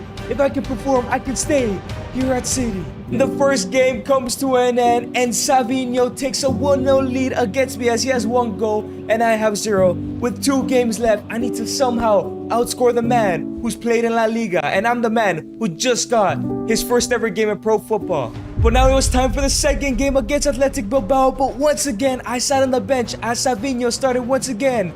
But this time around, he failed to score, missing chances, and the first half ended in a 0-0 draw as I came on in the second half. And now it's the first attack of the second half. It's Rodri with a through ball into me. I get rid of the defenders. The defenders are really slow. 1v1 against the keeper. Can I put it away? And no, I still can't score my first goal. And now it's Phil Foden running past Adama. He's looking to make it 1-0. In this first game, he gives it to me. I have a finesse shot and it goes wide. I really need to get better at finishing, man, if I want to beat Savinho. And now it's the final minutes of the game and it's still 0-0. Phil Foden runs it back and now it's Phil Foden crosses it in into Bernardo Silva. And now it's Bernardo gives it to me. I flick it up with my chest. I get so lucky. I have a shot and it goes in. The luckiest of goals. I probably didn't even know how to do that. But I've scored my first goal. 1-0. We're gonna beat Athletic Bilbao, and I have equalized Savinho, and we're both 1 goal each. The whistle is blown, and we have won. I've gotten my first ever professional goal, and now I'm tied with Savinho. 1 game left to go against RB Leipzig. If Savinho beats me, I believe that my career is over, as he is the better footballer, and if I go on loan, there's no chance I would ever play for City, and my dream of being a City and a Premier League legend would be over. And it was time for the last preseason tournament game, and this time I am starting. I'm finally the starting 11, and Savinho will sit on the bench, meaning I have the first time to score as many goals as I can, and hopefully Savinho comes on and he doesn't score, because I want to stay here and I want him to go out on loan, because I need to learn from the very best, like Erling Haaland. But RB Leipzig have the first attack of the game. It's giving it to Timo Werner, who has signed back for the club, as a finesse shot. And how are you gonna let shit guy, the guy who plays Fortnite, Timo Werner, score against you? City go 1-0 down, and it's not looking good for me so far. And here come RB Leipzig once again, dominating this Man City side. It's a through ball into Timo Werner once again, and he gets another goal. The Fortnite guy makes it 2-0. I haven't even touched the ball so far. I'm hoping I could get a goal or 2 before halftime. And it's about to be halftime. It's the 43rd minute, and here comes Phil Foden with the first attack for City. He's looking for somebody. He finds me. I take a fat touch, and I have a shot, and it goes in. A horrible angle to score from, but I do it nonetheless. I'm getting better and better each day. I get my second goal of the tournament, and I make it 2-1. Is there enough time for another goal for me? And there was not enough time for a second goal. The first half ends 2-1. That means my preseason tournament total is 2 goals to Savinho's 1. As he comes on for the second half, I'm hoping he does not outscore me. Man, as I come off the pitch, I can't help but wonder. I want my team to win, but if Savinho saves the day, he might benefit and secure his spot. I'm torn between wanting the team to succeed or my personal goal of outscoring him. Do I really want to bet against my own team like Ivan Toney? And here comes City mounting the pressure on RB Leipzig. Rodri wins the ball back, and now Savinho gets rid of one defender, gets rid of a second. That's disgusting. Savinho makes it 2-2. I want to celebrate because we're not losing anymore. But Savinho has now tied me in goals. That means we both have 2 goals. What were to happen if we tie? Do we both go on loan? Do we both stay? I don't know what's gonna happen, man. And here comes City once again. It's Bernardo Silva on the ball. He gives it to Savinho. When we win against the keeper, he's not gonna miss, and it's saved by Unai Simon. And here comes Phil Foden in the 90th minute of the game, still drawing. To RB Leipzig, it's a through ball to Savinho with a back heel, and it goes in. The best back heel you'll ever see, and he's done it. He's won City the game, but he makes it 3-2 in the scoring charts. He outscores me in the preseason tournament. And the whistle is blown. I'm happy that my team won. But Savinho outscored me, and my destiny is set. I will probably be going out on loan. Can I become a City? Can I become a Premier League legend if I'm just constantly going out on loan? But there it is. It's been confirmed. I've been loan listed. Not only that, but Julian Alvarez has left to join Atletico de Madrid, making Savio the backup striker to Erling Haaland. Am I ever gonna become a City or a Prem legend if I'm behind Haaland and Savinho? But as I'm waiting for offers to come in to see where I'm going to be out on loan, where I can improve, I see that Vinicius Jr. wins the Ballon d'Or as my teammate Rodri misses out. And that's when it occurs to me, in order for me to become a City and a Premier League legend is to win the Ballon d'Or first, to become the first ever City player to do it, but also become one of the very few Premier League players who have won it. And the first offer comes in, and it's to go out on loan to the SJ Earthquakes in the MLS. But let's be real, nobody wants to play in a burger league. Rejected. And another offer does come in, and it's from Newell's Old Boys, Lionel Messi's old club. But if I'm gonna be honest, I don't want to go to Argentina. I want to prefer and stay somewhere in England to learn the English game. So it's gonna be a swift and harsh reject from me. And we receive an offer that I simply possibly cannot refuse. It is Hull City. And as of the 24-25 season, Hull City are in the championship. So I think I might have to take it. And after rejecting another offer from CD Leganes in La Liga, I have gone ahead and accepted the Hull City offer. And there we have it. I've left City and I've joined Hull City on a 1-year loan with my future still in question, whether or not am I going to become a Premier League legend. And as I'm joining City, I do realize there hasn't been a lot of amazing players to have played for Hull City, with ex-players being Harry Maguire, Tom Huddlestone, and probably their best ever player, Jared Bowen. But maybe I could become the only ever legend to come out of Hull. And as I joined Hull City as the only basically striker at the club, and I've been given the number 5, the same as Harry Maguire, I feel insulted. I do realize that in order to win the Ballon d'Or, I need to take it step by step. And the first step is to impress here out on loan at Hull City to eventually get back to the City squad. And as I prepare for my Hull City debut, Pep Guardiola sends me a message. And that message says, "Hey Edgar, I hope you're not down in the dumps for going out on loan. I see potential in you and don't expect to be out on loan every season."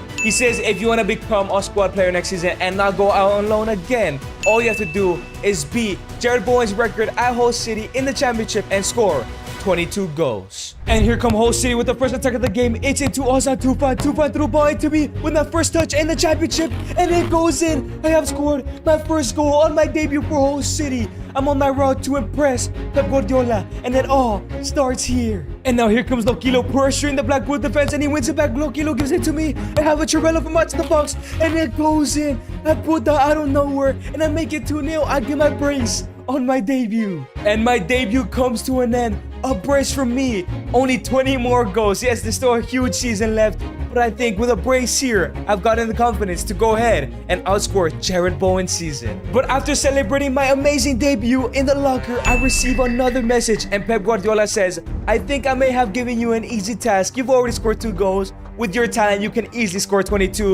So you know what? Scratch the 22 goal season. I want you to not only get that, but also take Hull City back to the Premier League." I cannot believe Pep Guardiola just changed my challenge. I was easily gonna get the 22 goals, but getting Hull City back to the Premier League, they haven't been there since the 16-17 season. And if you look at this squad, it's just not good enough. I hope the manager brings somebody in. But a new signing did come in, but I'm not sure if it was the best one, as ex-Man City Academy player Kelechi Iheanacho has joined Host City. But the question is he the one to help me out to win Host City that title and go back to the Premier League? But little did I know, he was the correct signing. And now it's Kelechi Iheanacho with a through ball to me. I have a volley and it goes in, and we're gonna beat ex-Premier League team Wolves, who just came down. This is good for the promotion race. And now Kelechi Iheanacho receives the ball, and it's another through ball to me. I take a touch, I have a shot, and it goes in once again. Another winner against an ex-Premier League side. Kelechi Iheanacho is literally the best attacking mid I've ever played with. He is really helping me go ahead to push for promotion. And at the end of the season, we did finish in 3rd place. Didn't do just enough to go to automatic promotion.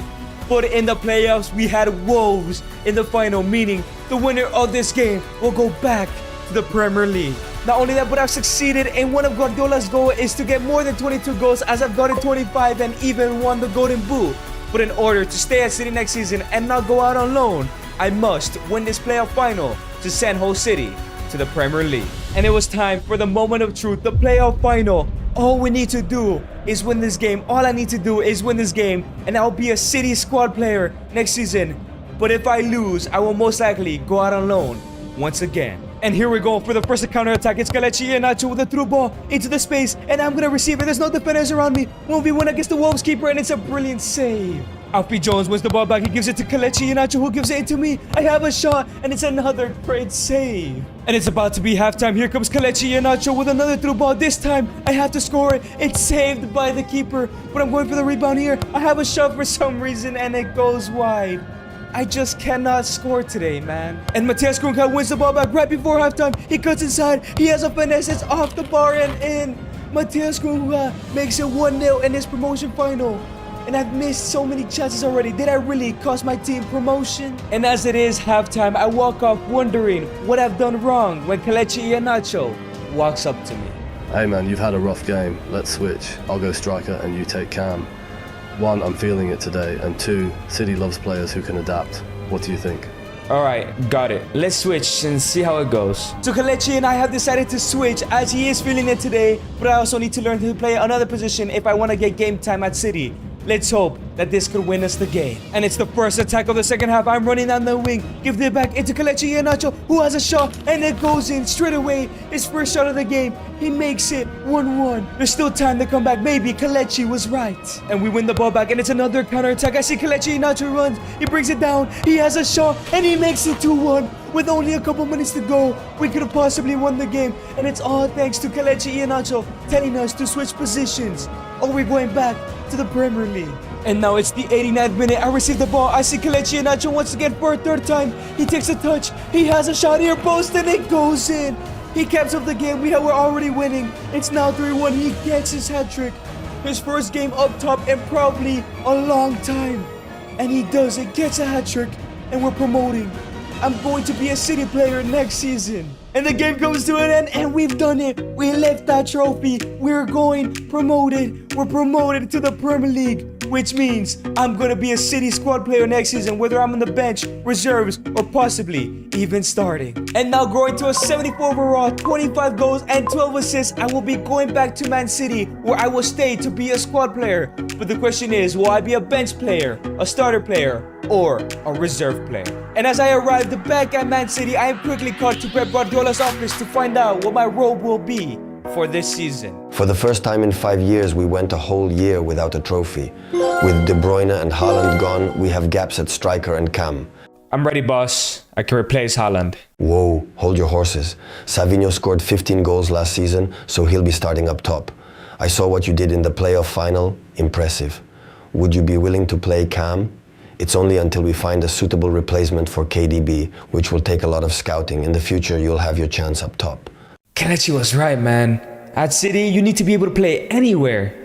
Alright, I'll take the camera. Sure, boss. I'll take that camera until you find a replacement.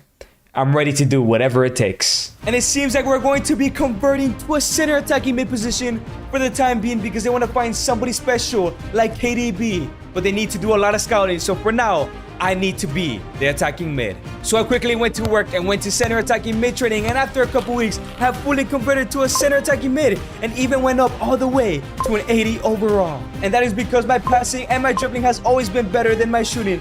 But I think if I eventually want to become a striker to eventually win the Ballon d'Or for Man City, I'm going to go ahead and have the attacking midfielder to continue to work on my finishing. But becoming a striker eventually is going to be difficult, as Savio is already at an 86 overall. The next step in winning the Ballon d'Or after impressing Guardiola and becoming a starter is to win a trophy. Last year they missed out on any trophy for the first time in 5 years, and with Haaland and KDB leaving, a new generation is starting, and it's time for me to secure a spot in that new generation. And it was now time for my Premier League debut, my first ever Premier League game for City and just in general against Fulham. I am fully prepared to assist the man who basically took my spot last season and this season. And here I come pressuring Fulham, and I get my first ball ever in the Premier League. The two brought to Savinho, who has a weird fade. He sends the goalkeeper, and it's ridiculous.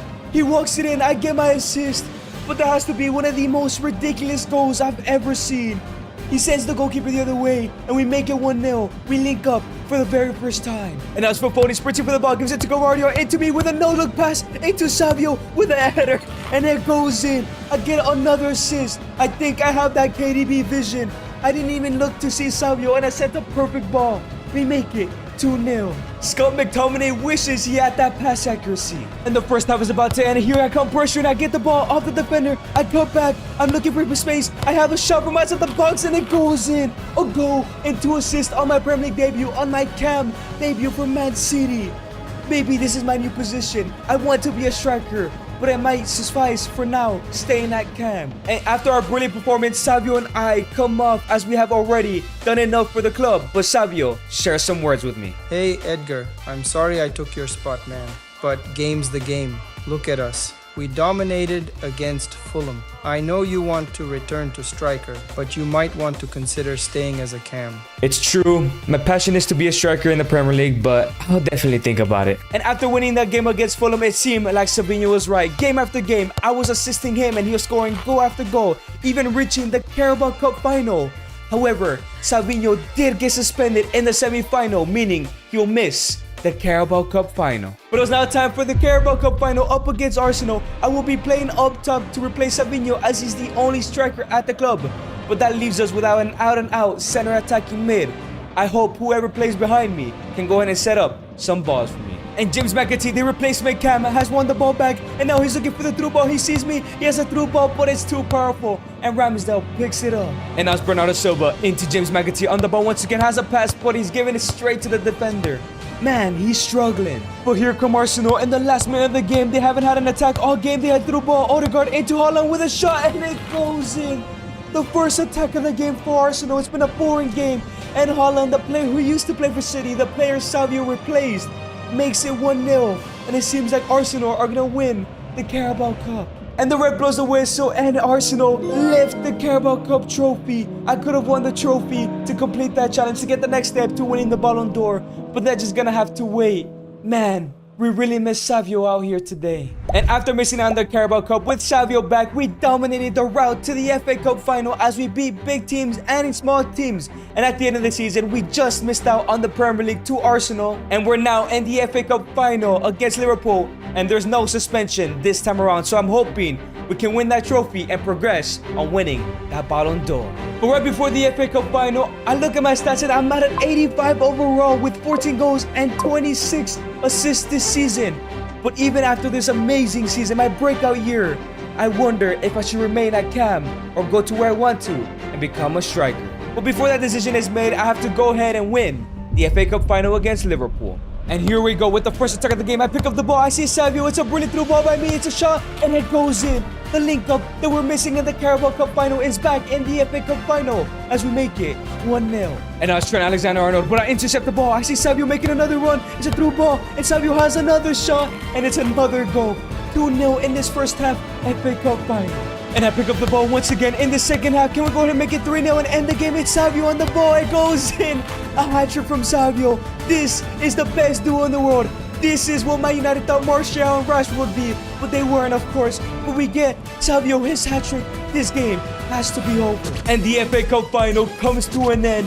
We lift the FA Cup trophy I've gotten one step closer of becoming a Prem and a City legend as I win my first trophy in my career. And straight after that FA Cup victory, I am called into Pep's office to have a word with him. Thank you, Edgar, and congratulations on winning the FA Cup and having your breakout year.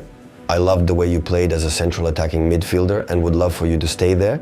However, we found a replacement if you decide against it. After a lot of thought, I know I shine in that role and that team needs a cam. But my dream is to become a top striker here, and I must follow that. Fair enough. Just know you'll need to fight for the striker role with Savinho next season. I understand. Thank you, boss. And now at the start of the brand new season, I am a striker once again. But there is a brand new issue as I only have 1 year left in my contract.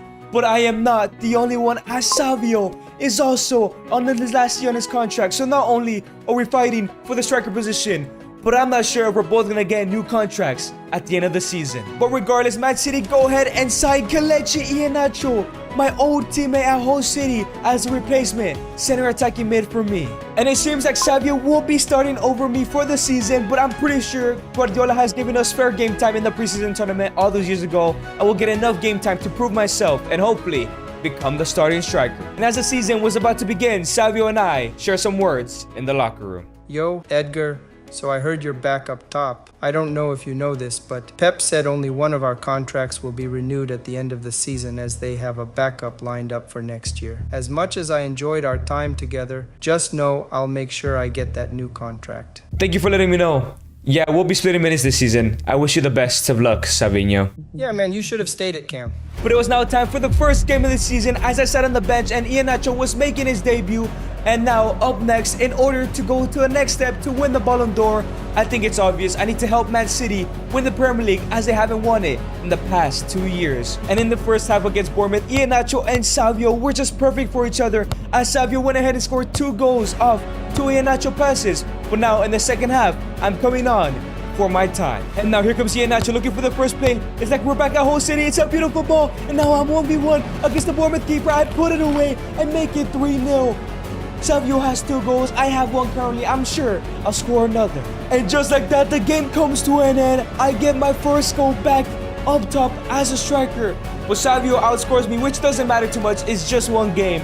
But if this continues to occur throughout the season, I will never become a starter over Savio, and I won't get a new contract. So I need to make sure I lock in for the rest of the season. But lock in is exactly what I couldn't do. As for the rest of the season, I still continue to score goals, but Savio just continued to outscore me. And we were now at the end of the season, 1 game away from winning that Premier League title that I need, but only 2 points ahead of Liverpool. If we lose this game, Liverpool will probably win them, and they'll take away our league title. But not everything is all sunshines and rainbows. Like I mentioned before, Savio outscores me every single time, and he has outscored me this season by a whopping 19. And Pep Guardiola calls me into his office, probably to share some bad news. I'm sorry, but Savio has outscored you, and we're only renewing 1 player's contract. So this game and the UCL final will be your last with us. I understand, boss. Now that Iheanacho is shining at cam, there's no way back.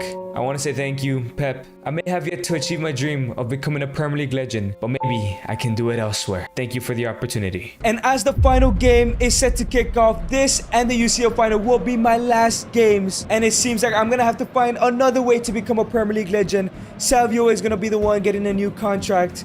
And I'm going to have to find another, hopefully, Premier League club if I ever want to achieve my dream. But I guess I could use these 2 games to hopefully impress another Premier League side. But as I wait on the bench, here comes City on the first attack of the game, still trying to win the Premier League title. It's Savio on the ball, has a chip, and it goes wide. A terrible decision from Savio. And now it's Foden into Iheanacho, who gives it to Savio once again. Has a shot, but it's straight to the Sheffield goalkeeper.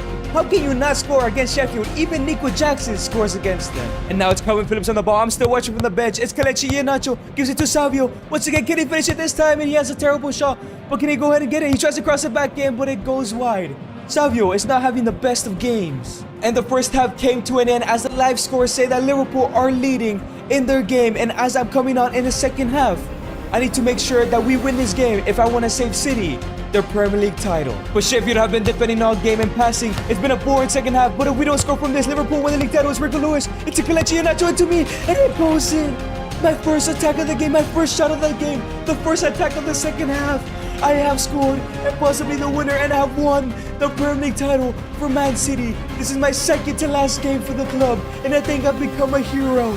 Come on, City. And let's go. The game comes to an end. We lift the Premier League title, my first ever Premier League title. I might be leaving Man City, but this sure stirs up an argument that I should be going to a top Premier League club like Man United, Liverpool, Chelsea, or even Arsenal or Tottenham. Even though they're bottle jobs, I could still become a Premier League legend. But there's still one game left, and that is the UCL final. If I do get any minutes, because I've been on the bench the entire season, only coming on as a sub, I'll make sure I do my best for the city, the club that I love. Man, he got lucky. Good thing is he's leaving the club and I will stay. I'll get the last laugh. But it was now time for my last ever game, the UCL final, and I will be starting. I've gotten the nod over Savio. It looks like that goal has put me for the first time this season starting over Savio up top as he sits on the bench. Can I go ahead and then press for City and win the UCL final on my last ever game? And here we go with the first attack of the game. Calvin Phillips gives it to Kelechi Iheanacho running down the wing, crosses it into me. He finds me, I have a header and it goes in. What a turnaround. I went from leaving the club, scoring the winner for the Premier League title, and now I take the lead in the UCL final. I'm having my last amazing games here at City. I hope a big club comes in for me. And here comes Gabardio. He wins the ball back. He gives it to Kelechi Iheanacho, and it's a through ball into me. I go ahead, I see the goalkeeper running now, have a chip, and it goes in. We take a 2-0 lead. We're gonna win the UCL. I'm leaving the club with a Premier League, an FA Cup, and a UCL. I could possibly win the Ballon d'Or this year and become a Premier League legend without joining another club. But we take a 2-0 lead. But right before halftime, here come Barcelona looking to get a goal back, to get back into this game. And it's beautiful. Tiki-taka football. And it's Lamine Yamal takes a touch, has a shot, and it goes in. A similar goal to what he scored in the Euros. They make it 2-1. I hope that they don't come back. But like usual, I'm probably going to come off in the second half. Savio's going to come on. So I'm hoping he can secure this game and I can leave City winning the UCL. And at the start of the second half, I'm coming off as Pep Guardiola tells Savio to get over here. He's coming on. But Savio responds and says, "No, Pep, I will not be coming on. I should have never been on this bench. I shouldn't have been subbed off in the last game. This guy is leaving, not me. So you know what? How about this? Now I'm leaving the club as well. I'm not coming on." And it seems like Savio's not coming on. Oscar Bob comes in instead as striker, a position he's never played. This could affect the game. Disrespectful from Savio. I don't know why he got all mad. He'd been playing all season. But I've already stepped off the pitch. Oscar Bob has come in. I just hope that Barcelona don't come back from this. But Barcelona are pressuring City, and now Pablo Gavi gives it to Lamine Yamal with a shot, and it goes in. It's 2-2 in the second half. This is not looking good. Savio made a mistake. I should have stayed on. Savio should have mentioned that he didn't want to play anymore. What's going on? Are we gonna lose the UCL final? And Ederson throws the ball out in the last minute of the game, but they're fighting for it. And Lamine Yamal wins it back, and now it's Lamine Yamal. Lamine Yamal gets rid of Calvin Phillips. He gets rid of Rico Lewis. And now it's Lamine Yamal versus Ruben Diaz. Gets rid of him, and Rico Lewis again. It has a shot, and it goes in. A solo masterclass from Lamine Yamal gives them the possible victory. It's 3-2. Not much left to play. And I think it's over. And I think there's only one man to blame, and that is Savio. I'm sure if Savio would have come on, he probably would have scored another goal.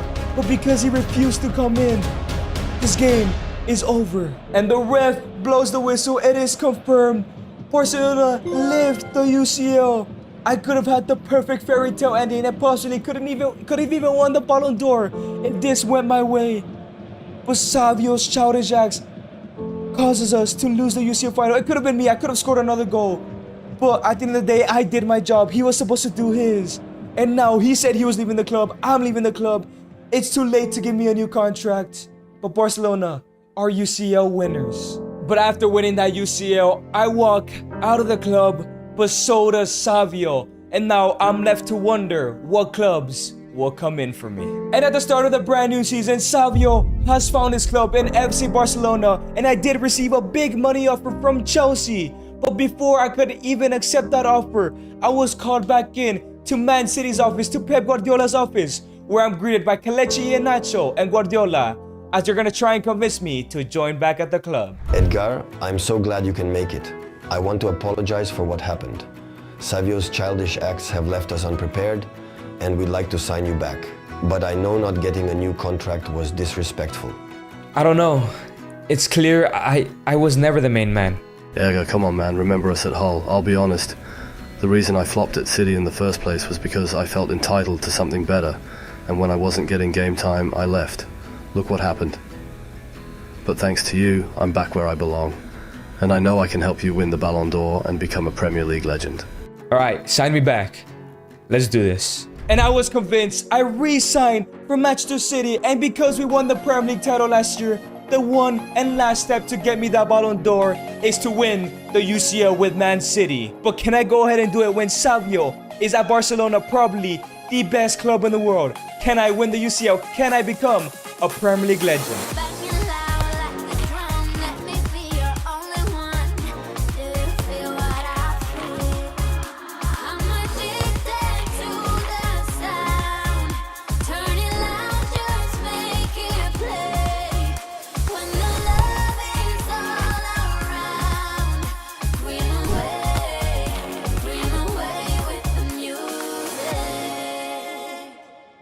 But it was now time for the UCL final. We have arrived. One more game and I could win the Ballon d'Or, possibly up against Savio and his brand new club, Barcelona. But the question is, can I finish the job? Can I become a City legend? Can I become a Premier League legend? Or am I gonna flop like the typical Premier League player who comes out of any academy? And here comes Jeremy Doku starting to start a counter-attack, but Lamine Yamal gets the ball, and it's a through ball into Savio. He's 1v1 against Ederson. He knows him very well. It's still Savio with a shot, and he goes near post. Ederson was never saving that. It's a brilliant goal from Savio, Barcelona, for 1-0 up. But here we go on their counter-attack. It's Kelechi Iheanacho on the ball. He gets a through ball into me. I have a finisher from outside the box, and it just goes over the bar. I almost equalized the game. And now it's Kelechi Iheanacho on the ball with a through ball into me. He sees me, I have a scissor kick, and why did I shoot from there? I was not in prime position. And it's going to be halftime. I have not been clinical in this first half as Barcelona lead 1-0. And Kelechi Iheanacho walks up to me. Hey Edgar, you probably think I'm gonna ask you to change positions. I was just about to suggest that. No, believe in yourself. I know you can score. And now it's Jeremy Doku in the second half, gets it to Kelechi Iheanacho, who opens it for Foden with a through ball to Kelechi with a volley, and it goes in. Iheanacho has equalized the game, becoming a City hero possibly in the making. It's 1-1. Can we score another goal? And now it's a through ball into Foden, gives it to Bernardo Silva, who lays it up for Kelechi Iheanacho, takes a touch, he's gonna score a second, he gives it to me instead, I put it away, it goes in. We have done it. We have come back against Barcelona in the 90th minute. We're gonna win the UCL. I just hope I can win the Ballon d'Or. But even if I don't win the Ballon d'Or, I'm sure I'm a City legend. I'm sure I'm a Premier League legend. And it's over. We have done it. We have overcome it. I have overcome it all. We win and we lift the UCL. I beat Savio at his own game. I beat him at his new club, FC Barcelona, and we lift the UCL trophy. I'm sure I'm a Man City legend. But the question is, can I win the Ballon d'Or? Can I become the first City player ever and the first Mexican player ever to win the Ballon d'Or? And yes, I have done it. I have won the Ballon d'Or, confirming myself as a Prem legend. This is the UCL, the biggest trophy in club football, won by managers such as Carlos Ancelotti and Pep Guardiola. And this is me, a 21-year-old manager who just got a job at Salford City. And to make things even worse, I am younger than the entire team, and they just won't listen to me. But I'm not ready to give up on my dream, as I'm going to work my butt off to become the world's best manager and win the Champions League. This is Arsene Wenger, arguably one of the greatest managers of all time, managing the likes of AS Monaco and even Arsenal, where he went undefeated for an entire season. That's a manager I look up to and I want to be like one day. The problem is, he doesn't even know me, so I had to sneak into his office because I'm looking for some advice from the greatest manager of all time. Who the hell are you and why are you here? I'm a huge fan. I'm sorry for sneaking in here, but I need some advice. I just became the youngest manager in football history, and no one respects me. I need your help. I see you're the new Salford manager. What makes you think you can just break into my office? You are my idol, and I want to be the best manager in the world. Please, Wenger, just help me out. Fine, but if you do become a great manager, you have to promise me you will win the UCL for Arsenal. Deal. Well, the team doesn't respect you. Not much you can do but command them. However, I do suggest signing a younger player and making him captain. That will stir up the dressing room enough to show you're not messing around. Thank you, but how do I become the greatest manager in the world? Your first task is to overachieve by promoting Salford. Do that, and maybe you can reach your goals. And my favorite manager has given me advice and a goal as well to promote with Salford City. But it's going to be difficult because this team is absolutely utter shit and they don't even listen to me. And the first thing I'm going to do is change to my preferred formation of a 4-3-3 with a cam up top. But I think Arsene Wenger was right. If I want this locker room to listen to me, I have to sign a brand new player, someone that is younger than me, and embarrass the entire team. But I only have 4 million. If you want to become the world's greatest manager one day, subscribe right now. And with that 4 million, I went ahead and got 3 offers accepted. 1 from the Tottenham manager, 1 from the Chelsea manager, and 1 from the Sunderland manager. But I have to pick one. And the first player is Dane Scarlett, a striker, a young striker from Tottenham Hotspur. He could score many goals with us. But typically the leaders are in the back, and the other offer was for Alfie Gilchrist, a young center back from Chelsea. But I think my favorite pick and the player I think I'm going to decide is the younger brother of Jude Bellingham, Joe Bellingham. He has agreed to come to Salford City. I think I'm going to go for Joe Bellingham because he's in the middle of the pitch and he can lead both the top and the back. So we have signed Joe Bellingham for a steal of 4 million. And I think this is the greatest signing that Salford has ever made, and my first ever signing.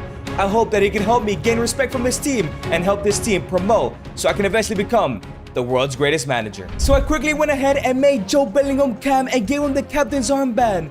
But it seems like the squad just got even less happy. Hopefully that I can show to them and I can prove to them that Joe Bellingham is the right captain and we're gonna promote this season. But I just need time to gain their respect. It was now time for my first game as a manager against Forest Green Rovers. I hope that even though that my team is mad at me, they still give me their best, and more importantly, they help Joe Bellingham win this game because I know Joe is the best player in this team and he's going to lead them. I just hope they can listen to him. And here comes the first attack of my managerial career. Joe Bellingham is making a run, but Colin Morton does not pass it to him. He gets rid of the defender, has a shot, and it's saved by the keeper. Why is he not passing to Joe? And here we go. Once again, we're on the attack at Salford City. It's given to Colin Morton. He sees Joe Bellingham, but he ignores him again. And it's a shot. Are my team ignoring my captain? Is that what's happening right now? And they can't ignore Bellingham now as he is taking the corner. His first touch for Salford City. It's a cross into Mariappa, and it goes in. The first touch that Bellingham gets, he turns it into an assist. There's no way this team could continue to ignore Bellingham after he produced a goal in his first touch. Let's go, Bellingham. And here we come, pressuring Forest Green Rovers, looking to make it 2-0. Connor McElhaney wins the ball back. He sees Joe, but he ignores him and loses the ball. Really? You're going to ignore him and you're going to lose the ball instead? But here comes Joe Bellingham, looking to win the ball back himself. He wins it back. He loses it, but he wins it back once again. He's pushing through, even though they don't pass him the ball. It's still Joe with a shot, and it goes in. Bellingham is showing the team why he's the captain, why I gave him that armband, even though he hasn't touched the ball at all this game. 2 touches, an assist, and a goal from Bellingham. This team needs to come around and listen to me. And the game comes to an end. I shake hands with the manager. I get my first ever victory. But I'm very unhappy with the performance today. We may have won 2-0, but they're literally ignoring the captain of the club. But I'm not ready to give up just yet. Joe Bellingham showed why he should be given the ball and why he should lead this team. It's only a matter of time when this team comes around. But that time was not right now, as the team continued to disobey me and not pass the ball to Joe Bellingham. But regardless, in those touches that he did get, he got assists and even some goals. Things just weren't looking good as we're sitting 17th place in the first 6 games and my manager rating was getting lower and lower. I'm in the brink of getting sacked already. And it's getting worse as up next we're facing Wausau, the first place team. My dreams are so close to coming over. But I need something to happen in this game. My job is at risk and I could potentially get sacked if we continue to lose. I need something to happen. I need my team to listen to me. And here comes Joe Bellingham with the first attack of the game. He won the ball back himself and now he's taking it past every defender. He has a shot and it goes in. Joe Bellingham is a special player. The team refuses to play with him, but somehow he still puts up numbers. And Joe wins the ball back and now he's looking to get another goal here. He turns, he's looking for some space. He doesn't see anybody open. He has a shot. And it's going to be a handball, our first penalty of the season. Of course, Job is taking corners, free kicks, and penalties because he's the best player on the pitch. He's gonna get his second goal. But it seems like Joe Bellingham has given his penalty away to a teammate. Elliot Watt is gonna go ahead to get his first goal of the season. He shoots it and it goes in. We take a 2-0 lead. Job is trying to convince these players to follow him and give him a chance. And here we come once again on another attack. It's given to Elliot Watt and he gives it to Joe Bellingham with a shot and it goes in. I don't even care that we scored. Somebody has finally passed the ball and it was Watt.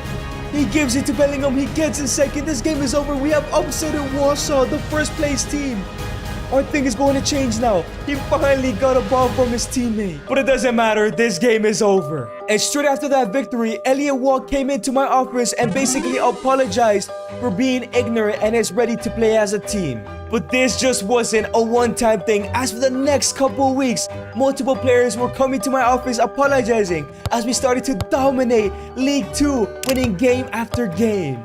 But as we reached the end of the season, we just missed out on automatic promotion as the team happiness was all the way up and even my manager rating was all the way to the top. We were now in the promotion playoff final against Grimsby Town. A couple months ago, Arsene Wenger said if I want to become the best manager in the world, I have to do some hard things like promoting with Salford City. Let's make him proud tonight. But it was now time for the moment of truth. The best managers in the world win their cup finals. They promote their teams. Can I join that list and promote Salford City? I've heard that there's a couple clubs interested in me next season, but I hope I can do Salford glory here and send them to the next league. And now it's Hendry on the ball, a through ball into Joe Bellingham. I love seeing the play as a team. It's a shot and it just goes wide. This close to taking the lead. And here we go on the attack once again. He sees Joe Bellingham with a brilliant through ball. He gets rid of the defenders. 1v1 with a shot and it's a banger. He did not have to shoot that, but he puts it away and we take a 1-0 lead in this final. And that's it. One goal in this game, the most boring game you would have ever seen. And we have won. And we are lifting the playoff trophy and we have promoted Salford to League 1. The question is, am I gonna stay here? I've been through such a journey here. Nobody listened to me. Now they all love me. Or am I gonna go ahead and accept one of the couple offers that I've received? One from Leicester City and one from Leeds United. Both of these teams last season promoted to the Premier League and they will be playing Premier League football. And I think after a lot of thought, I have chosen Leeds United. And there I go, I've become the Leeds United manager where the likes of Jesse Marsh, Sam Allardyce, and even Marcelo Bielsa has managed. I'll be lucky and blessed enough to even do a similar of that job. But as I signed for Leeds United, Leicester went ahead and got Wayne Rooney as their manager. And as I joined Leeds United, this is the team that we're starting with. I think it's a pretty decent team, but it needs a lot of work if we want to do well in the Prem. And with the 77 million, I have a lot of signings to make, but I know who I have to go for first. And that is Joe Bellingham. No, he has joined Leicester City, the team that Wayne Rooney joined. And there it is confirmed. Wayne Rooney has stole my player. I don't like this man. He stole the guy who helped me start my managerial career. So I went ahead and brushed off the Joe Bellingham transfer and made transfers of my own, bringing in Eddie Nketiah and Romeo Lavia and added them to the team. And I even have 22 million left just in case I need some in January. But I went ahead and snuck into Arsene Wenger's office once again. It's you again. What do you want? I came for my next objective. Objective? I'm not your boss. You were the world's best manager at one point. What should I aim for next? Well, you got the worst team in the league. Focus on keeping them up in the Premier League. I got it. So it was time for my Premier League debut as a manager, my debut for Leeds United against Man City. It's going to be a tough game, but Arsene Wenger generally believes that we have the lowest ranked team in the league. I need to make sure that I listen to him and I keep this team from relegating to the Championship. Here we come, the first attack of the game. The captain, Mark Roca, sends a through ball into Eddie Nketiah. The new signing has a shot and it goes in. The player I signed from Arsenal has made it 1-0. Can we actually upset the best team in the Premier League? But here comes Man City, pressure on their own. Here comes Savio. He wins the ball back. Savio with a cross it into Erling Haaland with a bullet header and it goes in. Quickly, Man City equalize the game. But Man City have a corner. Phil Foden takes it and lands to KDB. He lays it off into Jeremy Doku with a shot and it goes in. City take the lead. And that was all she wrote. I shake hands with the best manager in the world as we lose 2-1. It looks like this season is going to be my first ever tough season. I just hope that I can survive relegation. And it seems like I was right. As for the rest of the season, we really struggled to get consistent victories, just getting consistent losses. And on the final day of the season, we were in the relegation zone and the same amount of points as Leicester City, who will be facing on the final day, with the winner staying in the Premier League and the loser going back down to the Championship. And it seems like Wayne Rooney, the new Leicester manager who stole Joe Bellingham for us, is taking a press conference. Do I think we'll beat Leeds and stay up? Of course I will. Edgar is just 22. It's a joke that he's a manager. The players at Salford didn't even respect him. He's ruining the game. I've worked hard as a manager, and he's at the same level as me? Ridiculous. I'll expose him tonight with the player who got him that Leeds job. Why, Rooney? Why do you hate me like this? I feel like I'm in a career mode story video. But regardless, I will survive relegation with Leeds. But it was now a time, do or die. If I lose this game, I'll be going down to the championship. That's if I even survive the sacking, as my manager rating is at an all-time low. I need to survive relegation. The greatest managers in the world would now relegate down a division. I need to show Rooney who's boss. But he also has Job on the bench. He is incredibly stupid. Job should be starting. And now here comes Brendan Aronson on the ball with a through ball all the way into Eddie Nketiah. Brings it down, has a shot, and it goes in. Eddie Nketiah, our star striker, has made it 1-0. We're gonna stay in the Premier League. Here come Leicester City. It's into Soumaré with a shot, and it's a great save by Meslier. But now we're trying to clear out the ball, but it's won again by Soumaré. He crosses it in into Sakai with a shot, and it goes in. Sakai makes it 1-1. If we do draw, Leicester do go and stay up, as they do have more goals than us. We need to win this game. And here comes Romeo Lavia in the second half with a through ball to the other brand new signing. Eddie Nketiah chests it down, has a shot, and it goes in. Eddie Nketiah makes it 2-1. We're taking the lead. We're gonna stay in the division. Please, let's not concede another. And it seems like Wayne Rooney made a smart decision. Joe Bellingham is coming on. We know how dangerous he is. We need to make sure that he gets locked down. It's the 88th minute. Leicester have a corner. Joe Bellingham with a brilliant cross into Wolf Bays. And they've scored in the 88th minute. It's 2-2. If the score is still like this, we're going down back to the championship. Joe Bellingham, the player that we created, the player, our old captain, the man who helped us in our career, he's going to be sending us down. But we have one last chance, one last corner in the 90th minute. Can we stay up? Brendan Aronson with a cross into Robin Koch, and it goes in. Robin Koch has saved us. He has scored a winner. 3-2 against Leicester. That's what you get, Rooney, for talking shit for no reason. I had nothing against you. We're staying in the Premier League. We have done it. Joe Bellingham, I'm sorry, bro. We're sending you down. But we have won this game. And the ref blows the whistle. We have survived relegation. The second objective, the second goal that Wenger told us to do, to make sure we don't relegate down, because great managers don't. We have completed it. And it's all thanks to Eddie Nketiah and the entire team. We have done well this season. And after surviving relegation, we go into the brand new season where we speak with Arsene Wenger once again. Congrats on surviving in the Premier League, Edgar. I assume you want another task. Staying at Leeds won't make you the best manager in the world. This season, impress the world by qualifying for a European competition, or even better, winning a trophy. Got it. I will do it. And it seems like Wenger said that we need to impress world football by either qualifying for any European competition, or more importantly, winning a trophy with this shit Leeds United side. But with 121 million, I have a lot of money to improve this team.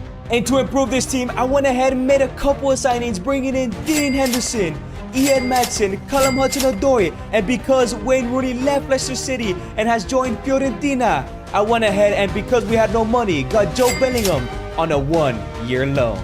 And taking a look at this side is definitely good enough to either qualify for any European football, or maybe even win a trophy. And aim to impress the world I did, as we went on a fantasy Carabao Cup run, and we were now in the final against Liverpool.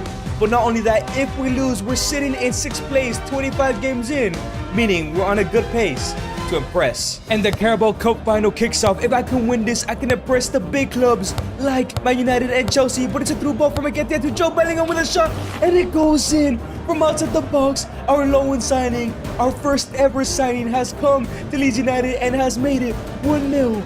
Are we gonna upset Liverpool? But now it's Joe Bellingham. He wins the ball back, and now it's Enoto back into Job. Job with a through ball into Nketiah. Can we make it 2-0 in this first half? And it goes in.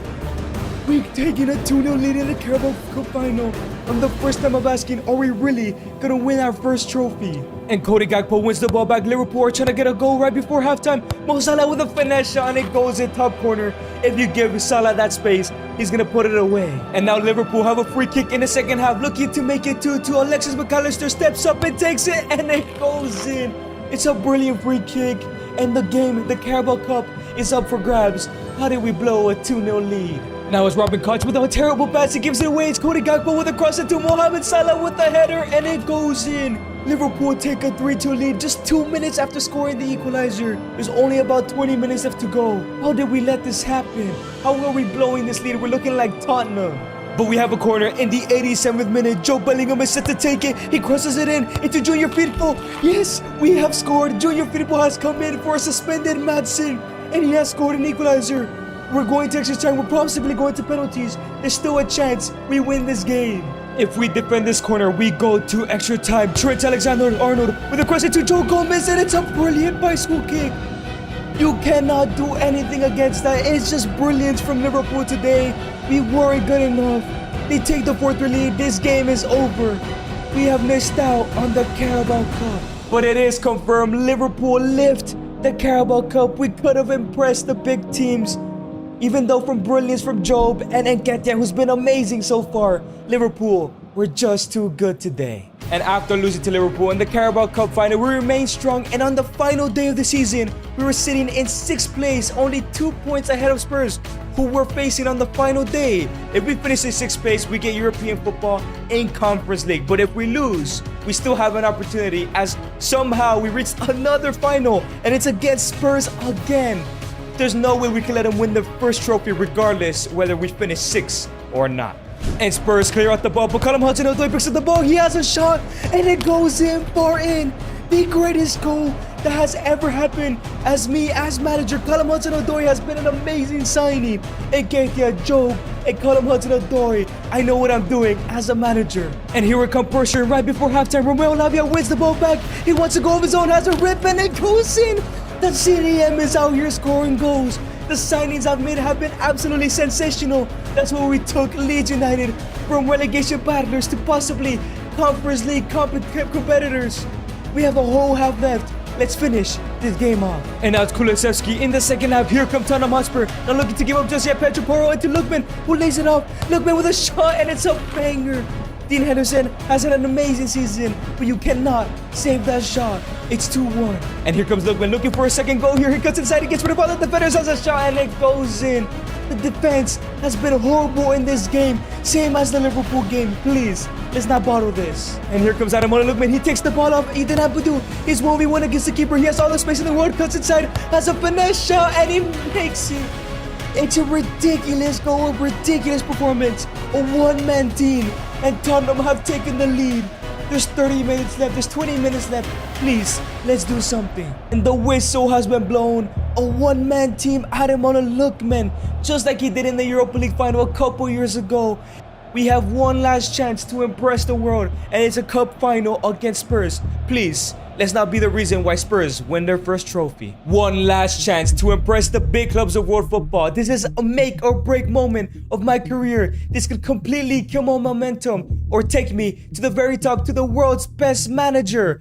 But we're up against Tottenham. Please, let's not embarrass ourselves in the biggest stage. And here we go, the first attack of the game of the FA Cup final. It's a through ball into Joe Bellingham. He's all by himself. Is anybody gonna help him? He cuts inside, gets rid of both defenders, has a finesse, and it goes in when we need him most. My first ever signing. He's only here on loan. He makes it 1-0. We take the lead, but we've bottled the Carabao Cup final and the last day of the season. Please, let's not bottle this. But here come Tottenham Hotspurs. Bissouma into Kulusevski, into Ademola Lookman, takes the touch, has a shot, and it's a great save from Dean Henderson. But they have a backup shot, Garnacho, and it hits both posts, and we clear it out. We get so lucky. But here comes Ademola Lookman, loses the ball, but wins it back, and now it's Kulusevski into Ademola Lookman with a shot, and Dean Henderson makes another save. And here comes Pedro Porro, once again Spurs dominating in this game. Into Ademola Lookman, lays it off, and it's a shot, and it's saved by Dean Henderson. The game of his life he's having. And now it's Ademola Lookman looking for another attack. He prays it all the way to the other side. It's the Ian Kulusevski into James Maddison, takes a touch, has a shot, and Dean Henderson once again. What a great signing by me, but it's a brilliant save. It's the 88th minute. Tottenham win the ball back. They have one less attack. It's Alejandro Garnacho into Ademola Lookman. He gets rid of Robin Koch. He gets rid of the goalkeeper. He has a shot, but Dean Henderson gets back. He makes a save. The team celebrates. That's like a 90th minute winner. We're gonna win this game. We're gonna win the FA Cup. Tottenham do have a corner. Kulusevski with the cross in, and it's won by the Leeds defense. Ref, blow the whistle. But here comes Inoto, there's no goalkeeper. It's Ian Mudson. He sees an open goal. There's no keeper. Is he gonna put this away? But the final nail in the coffin, Ian Madsen with a shot, and it goes in. We have won the game in dramatic fashion, 2-0. Tottenham had one last chance, but Ian Madsen ran the whole length of the pitch to score a goal. We're winning that FA Cup. The referee blows his whistle. We left the FA Cup. We're FA Cup champions. We have done what Wenger told us to do, at least one of the things. Even then, we also qualified for the Europa League because of this FA Cup win. There has to be many offers coming in for me next season because I want to win a major trophy. I want to win a league title, whether it's in England or somewhere else. And at the start of the brand new season, I got one offer and one offer only, and that is AC Milan. I'm accepting that. I could win the league title over there, and I could win the UC over there and become the world's best manager. And I have joined AC Milan, where the great Carlo Ancelotti used to manage. I have a lot of expectations here as I walk in to Arsene Wenger's office. And Arsene Wenger tells me it's simple where your next goal is. It's to win the league title with AC Milan. And I'm pretty sure Arsenal, the club that you promised me you'd go to, will come in for you. And of course, I say, I got this, boss. I will win the league title. But taking a look at this AC Milan squad, it's not going to be easy. This team is not the best like it was before, having the likes of Kaká and so much more. But we do have a lot of young players and 129 million to spend. But I know that Wayne Rooney has been dominating with Fiorentina here in the Serie A. And quickly, I went into the Leicester manager's office and agreed a deal on Joe Bellingham. And that's when I met him for his contract. But he had some words to say. Hey Edgar, I'm glad you came in for me, but I want to be honest, I want to stay in England. My brother Jude has joined Chelsea and I hope to join him soon. No worries, Job. I understand. Thank you for everything you've done for me. Without you, my managerial dream would have been over. Yeah, no problem. You've helped a lot. If you're ever back in England, you should manage Chelsea. I have a promise to uphold, but good luck. So Job decided to join Chelsea alongside his brother while I wasted all of my money on Jeremy Frimpong and a random Portuguese striker region who was playing in Saudi Arabia. But on another note, thankfully I left Leeds United because it seems like Chelsea went on another spending spree and literally signed every single player that I signed to that club. So I add the new signings to the starting 11 and the bench, but it was time for my Serie A debut, my debut for AC Milan as the manager. And it's going to be in the Milan derby. If I want to win the league title and beat out the clubs such as Juventus, Napoli, Inter, and even Wayne Rooney's Fiorentina, I have to go ahead and prove myself in this first Milan derby. And that is great defending from Kalulu. He's trying to clear out the ball, but Thuram wins it back into Lautaro with a chip, and it goes in. Lautaro Martinez scores a goal. How are we letting this bomb score against us? We go 1-0 down on our debut. Inter Milan looking to make it 2-0. Çalhanoğlu with a cross from the corner. It's cleared away. Can we start a counter-attack? Rafael Guerrero picks up the ball with a finesse shot. Hits a banger. Guerrero makes it 2-0. I cannot get absolutely destroyed on my first game at AC Milan. I need to be beating teams like this if I want to win the league title. The second half has kicked off. Ivan Toney hasn't done anything, so I'm bringing on this random Portuguese striker that I found from Saudi Arabia, Medeiros. Hopefully he can pull off something. He seems to be pretty decent. But here comes the first attack of the second half. Benasser into Christian Pulisic, into Jeremy Frimpong, through ball into Medeiros, the young 16-year-old from Portugal, and it goes in. He makes it 2-1. He picks up the ball. This game is not over. How is a 16-year-old leading the line right now? And Jeremy Frimpong wins the ball back. He gives it to Medeiros, into the Catalari into Christian Pulisic. Come on, we're on the attack. There's no defenders. It's crossed into Medeiros with a shot. It goes in. That is a beautiful first time finish. How are you doing that at 16 years old? He has to be some type of special talent. We make it 2-2. Let's win on our debut. It's the last minute of the game. There's no way we're gonna score. And the 90th minute, once again, it's Paulo Barrios through ball into the captain. An inspired run from the captain. It's a cross in into Medeiros with a shot, and it goes in. The blood armor is crazy on this team. Medeiros, the 60-year-old, on his first game in the Serie A, gets a hat-trick. He reminds me of someone, I just don't know who. 3-2, we're winning on our debut. Let's go. And our debut is over. And because of that hat trick, I threw Medeiros straight in the lineup, and it was the correct decision. As for the next couple games, we picked up victory after victory, and he scored goal after goal. and we were now sitting in 3rd place after 5 games. But up next, we have 1st place Fiorentina, Wayne Rooney's Fiorentina, who are undefeated. This is going to be difficult. I hope I can get my payback on Wayne Rooney. And the ball falls on Medeiros. He has a shot for the first attack of the game, and it's blocked. And now it's the Catalari lays it up to Medeiros once again with a shot off the bar, and it goes in. A screamer. This 16-year-old is just scoring so many good goals at such a young age. He's probably the best player I've signed so far. We take a 1-0 lead against Wayne Rooney. But this game has been boring. It is now the 85th minute. Fiorentina are still looking for a draw. Here's Nico Gonzalez with a shot, and it goes in. Wayne Rooney has equalized the game. There's 5 minutes left to go. But come on, we should have scored more goals, as Fiorentina's side has been impressive defensively. But my team is so much better. But it's now the 90th minute. Fiorentina have a corner. It's crossed in, and it's crossed back in, and it's crossed back in into the middle with a header. Udogi high. He puts it away. The German center back makes it 2-1. I followed it. We followed it. Wayne Rooney has beaten me. We have the better team. We are the favorites. But Wayne Rooney, I have to say, he's a great manager. He's beaten my super team. We just lost to Fiorentina. And the game comes to an end, and Wayne Rooney approaches me. Wow, you can't even hold a lead. I'm 10x the better manager than you. You're a cancer to management. A kid with a hoodie will never beat me. That league title is mine. Wow, he's right. No wonder people didn't listen to me at Salford. But I can't change now. I've gone in here being myself and doing things my way. I will win that league title. And after that loss, we reached the end of the season where sadly we got grouped in the UCL. But on the last day of the season, we're sitting in 1st place with 99 points, 2 points ahead of Fiorentina, who haven't lost all season, who will be facing on the final day with the winner winning the league title. But remember, one of the only teams that have beaten me this season is Wayne Rooney's Fiorentina. Can I go ahead and win the league title? And the final day battle kicks off. Nico Gonzalez has a free kick for the first attack of the game. He steps up, has a shot, and it goes in. Nico Gonzalez makes it 1-0. Come on, we can't let Wayne Rooney win that league title.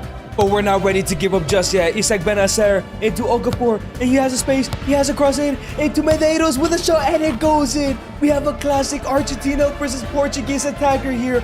1-1. Wayne Rooney, you're not winning that title. And right before halftime, here it comes once again. Leao into Medeiros, into Okafor, back into Medeiros with a volley, and it goes in. 2-1. We have turned it around in the first half. It's about to be halftime, but we're winning that league title.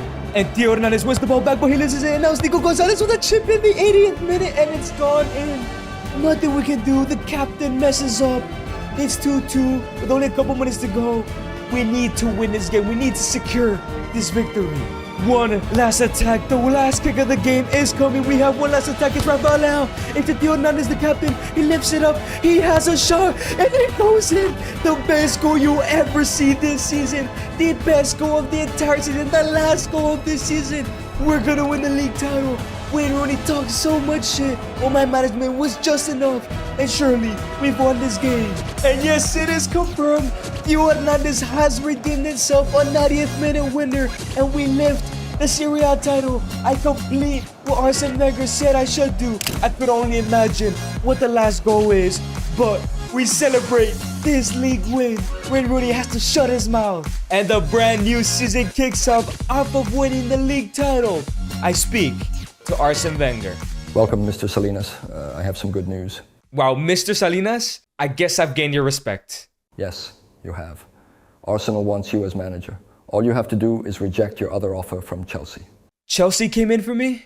Yes, but you know what to do. So the time has come. I have promised Arsene Wenger that I would join Arsenal, but Chelsea have come in. I know I made a promise, but Chelsea do have the best players I've ever managed. Joe Bellingham, Ian Madsen, Romeo Lavia, and so much more. They even have Jude Bellingham. This is a tough decision. I know Wenger has helped me out, but a good manager would notice the opportunity of managing the best ever players he's ever had.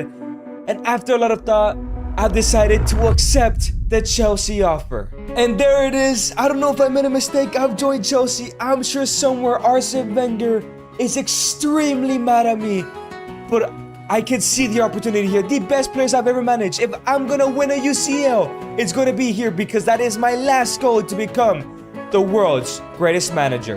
And of course, as I join Chelsea, Arsenal bring in a new manager, and that is Wayne Rooney. The rivalry is real lit over here in the Premier League.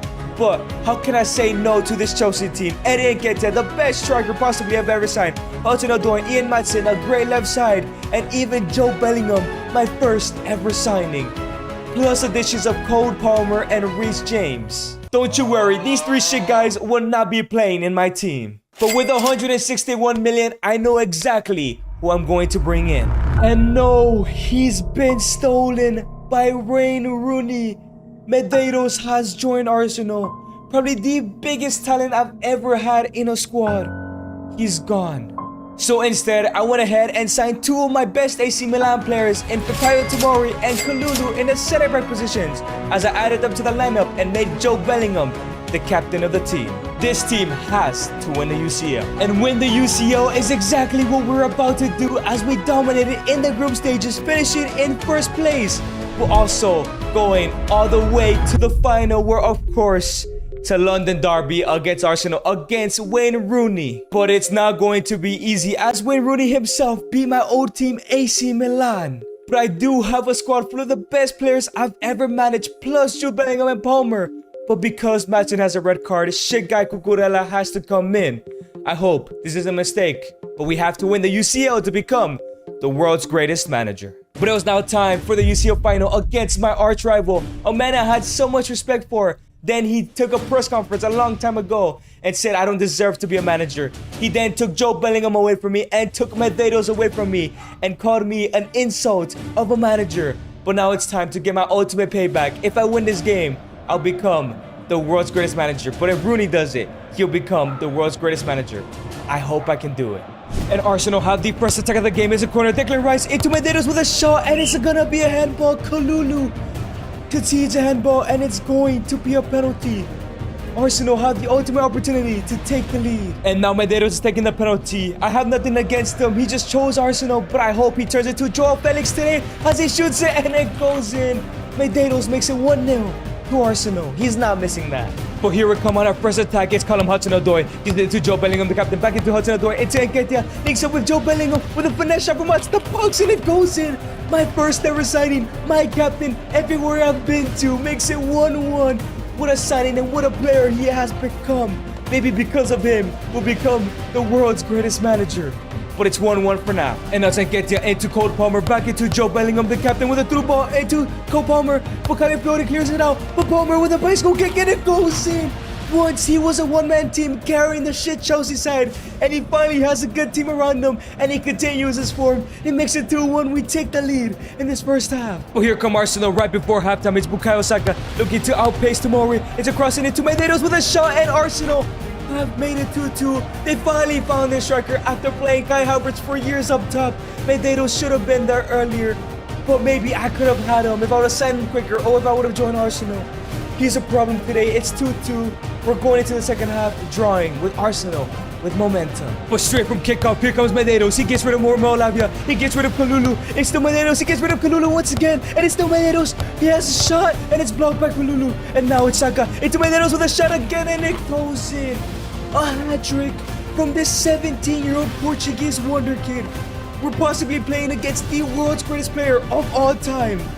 How are we going to beat Arsenal? How are we going to beat Wayne Rooney when the best ever player, the best player in the world probably, is on the other team? But we're not ready to give up. It's Cole Palmer on the ball, sends it all the way across to Callum Hudson-Odoi, takes a touch, and it's to Callum Hudson-Odoi crossing into Eddie Nketiah with a shot, and it goes in. Rejected and ignored by Arsenal for years. He comes back against them in their first possible ever UCL win, and he scores to make it 3-3. This is what being a manager is all about, seeing all of your signings, all of your players succeeding. Come on, one goal and we'll be UCL winners, and we'll be the greatest manager in the world. And we have one last corner before extra time. If we don't put it away, it's Joe Bellingham. It's crossed in, and it's crossed back into Reece. Reece into Jude. Jude back into Reece. Reece extends the ball, crosses it back into Callum there with a bicycle kick. What a goal fest. The best UCL final you will ever see. Cobham Academy graduate to the other. This is what being a Chelsea player is all about. We have won the game surely. Callum Hudson-Odoi, he's been very, very consistent throughout his entire career, and surely has scored the most important goal in his history. And the ref blows the whistle. We have done it. The most unexpected player to score. Callum Hudson-Odoi has become the hero. And we lift the UCL trophy. And we have become the world's greatest manager.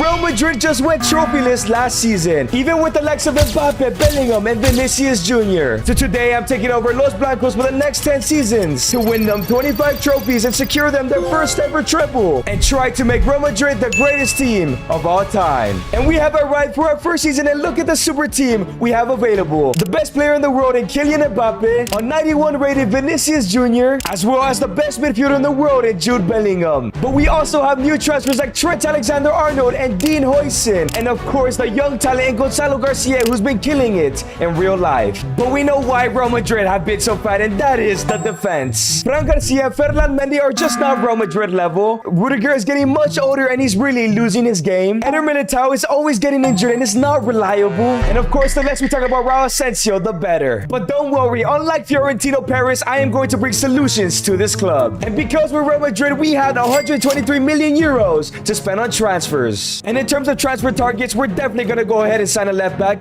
and definitely signing another center back because Rudiger and Militao are just not reliable anymore. And for the center back position, I know who to bring in, as Real Madrid are trying to get him in real life. He is a Premier League winner for Liverpool and is French. And of course, that is Ibrahima Konate. But hold on. Did you guys really think I could sign whoever I want like a regular rebuild? Before we make any signings every season, we must spin a wheel, and that wheel will give us a challenge that we must complete. And some challenges might give us an unlimited budget to easily win trophies, or even challenges that will force us to sell players to Barcelona. Alright, we're spinning the wheel. Let's see what's the first challenge we must get, and it is Madrid drama. Your two best players have a falling out. You must sell one of them. And I'm gonna have to put the Konate transfer on hold because we have a huge issue now. Because our two best players is Vinicius Jr. and Kylian Mbappe. And now I must make a decision on who I want to leave. The player I am selling is going to be Vinicius Jr. I think Mbappe is a slightly better player. And sadly, Vinicius Jr. has officially left the club. For 206 million, he's gone to the Premier League in Chelsea. Man, I'm gonna miss Vinicius. I'm gonna trust that Rodrigo can go ahead and take his mantle. And of course, Gonzalo Garcia, I'm trusting in him as well. But anyways, back to the transfer business. We're going for Ibrahima Konate. But to be honest, I'm not looking to spend a lot of money here on Ibrahima Konate, especially with 12 months left on his contract. We're gonna offer Rudiger plus 40 million and see what they say. And it seems like they're accepted. We're taking that. We're getting Ibrahima Konate. And there we have it. Ibrahima Konate is making his dream move to Real Madrid. And man, look at Konate in the new Real Madrid kit. If you want these new kits, check out Road Kits in the link in the description. And now that Konate has finally joined Real Madrid, he'll be playing next to Dean Huijsen. And of course, we still need a left back. And now originally I was gonna go for Álvaro Carreras, who's about to join Madrid in real life. But because we sold Vinny, we have 327 million. So I think I'm gonna pass on Carreras in this first season and sign somebody even better. And that is because I'm going for one of the best left backs in the world, and Alphonso Davies, a player who has been linked to Real Madrid for years, is finally joining the club. This team is already looking so much better defensively. But let's just hope that Real Madrid without Vinny can start winning trophies. And let me tell you, at the end of the season, this team has grown amazingly. Mbappe is now at a 93 overall, still being our highest rated player. It looks like Rodrigo had a good season, going up a +2 to an 88. And even Jude Bellingham finding to be the top rated player at a 92 overall. And even Dean Huijsen went up a +3 in overall. And just take a look at the stats this season. Mbappe is going for his first Ballon d'Or. If we can hold on to Mbappe, we can easily win 25 trophies and win Real Madrid their first treble. And Real Madrid are back. We won our first trophy, the La Liga title, even when we sold Vinny. This is embarrassing. Atletico won the Supercopa de España as they knocked us out in the semis. And even worse, the Copa del Rey was won by Bilbao as we got knocked out by Barcelona in the round of 16. And it just gets worse as Real Madrid were knocked out in the Champions League by Atalanta. This team still needs a lot of fixing. And this sucks, man. Only one trophy in our first season. We have a long way to winning 25 trophies and the treble. But I just know next season will be so much better. And in season 2, things are already so much better as we have 209 million euros to spend on transfers. And I hate to say it, but I think I know where the problems lie, and that is with Gonzalo Garcia and Dean Huijsen. So I think what I must do this season is sign a striker and a center back that are above like 85 overall. But don't you worry, Dean Huijsen and Garcia will go out on loan so they to play every game, and their growth is not slowed. But before we even think of signing players, we must spin the wheel to find out what we have to do this season, and it's going to be injury crisis. 3 random first-team players are out for the whole season. This is not gonna be good, man. But let's see who that first player is going to be. I hope it's nobody big like Mbappe, and it's going to be Rodrigo. He is one of our best players, man. And there it is, boys. Rodrigo will be out for the next 10 months of the season, basically the entire season. But there are still 2 players that have to get injured from the starting 11, and the next one is going to be Trent Alexander-Arnold. He's literally the only right back in the side. And the final player that is going to be injured for the rest of the season is going to go ahead and be Alphonso Davies. We're without our right winger and both our fullbacks. And when it comes to replacements, we still have Ferland Mendy and Garcia, but I want to sign a new left back. The replacement for Trent, I think Danny Carvajal can still do the job at an 85, but Rodrigo is the only right winger in the side. However, before we sign injury replacements, we still need to sign a striker, and the striker I want to sign is Erling Haaland. But to be honest, I'm not sure if this is the right move because he's so expensive. If we sign him, we cannot sign a left back or a right winger anymore. So I put the transfer of Erling Haaland on hold, as first of all, we're bringing in a left back for 33 million and Dani Ceballos. We're finally bringing in Alvaro Carreras. We probably should have just signed them at the beginning. And now that Alvaro Carreras is the new starting left back, it's time for Rodrigo's replacement. And I think I found the perfect replacement for Rodrigo, and that is Desiree Doué. But however, for 80 to 100 million, this might be an expensive transfer. But we got that deal over the line for 73 million plus Ferland Mendy and 82 overall. Desiree Doué, who has backup potential, is the replacement for Rodrigo for this season. But now the question is, can we afford Erling Haaland? He's at least gonna be 230 million. Let's go into the negotiations. How much money do we have left? No, we have 100 million. I don't think there's a way we get Haaland. So obviously negotiations with Haaland have failed. We only have 100 million. I know we can play Mbappe up top, but we know he's wasted there in real life. So who can we get for 100 million? That is a striker. And you know what? I think I found the perfect striker. Victor Osimhen, 89 overall. And he might go for slightly just under 100 million. If we can include someone like Brahim Diaz or somebody else, we might be able to get him. All right, Napoli, I know Osimhen wants to leave the club in real life, but you won't allow him to leave. Let's give you Brahim Diaz, and let's give you like around 50 million for Brahim Diaz as well. Can we get Osimhen? They want Trent Alexander-Arnold. They want a fullback. We're obviously not gonna get rid of Trent Alexander-Arnold. Do we have another fullback we can offer? Maybe Fran Garcia, but we're definitely gonna have to up this up to like 70 million. Let's see what they say here. They're gonna accept it. We will take that. And the transfer has been completed. Fran Garcia at 70 million. We finally have gotten Victor Osimhen. To be honest, he deserves a move like this, so I'm glad we brought him in. And as Victor Osimhen joins the side, I think this team kind of stayed the same, but the wheel really screwed us over with these injuries. But let's see if we can win any more trophies in our second season. In the end of the season, we have gotten our second trophy yet again, another La Liga title. 3 trophies now. With the Copa España, we won it. And making 4 as we won the Copa del Rey versus Barca on penalties. But the question is, did we win or are in the Champions League final? And yes, we are. But we're playing against the best team in the world, PSG. And this season was Osimhen's season, being the top goal scorer. But Mbappe was very close, only missing out but a couple goals, and the rest of the squad really sharing the goals and the assists. And that does make me wonder who's going to be the first Real Madrid player to win a Ballon d'Or. Mbappe, Bellingham, Osimhen, or even Doué. If I had to bet, I'd throw my money down on Mbappe. But make sure to subscribe and comment down below who you think will be the first Ballon d'Or winner. But boys, what am I seeing here? Mbappe is now 100% fit for the UCL final. He can still play because he has the bandage. I think I'm gonna risk it. We need the best player in the world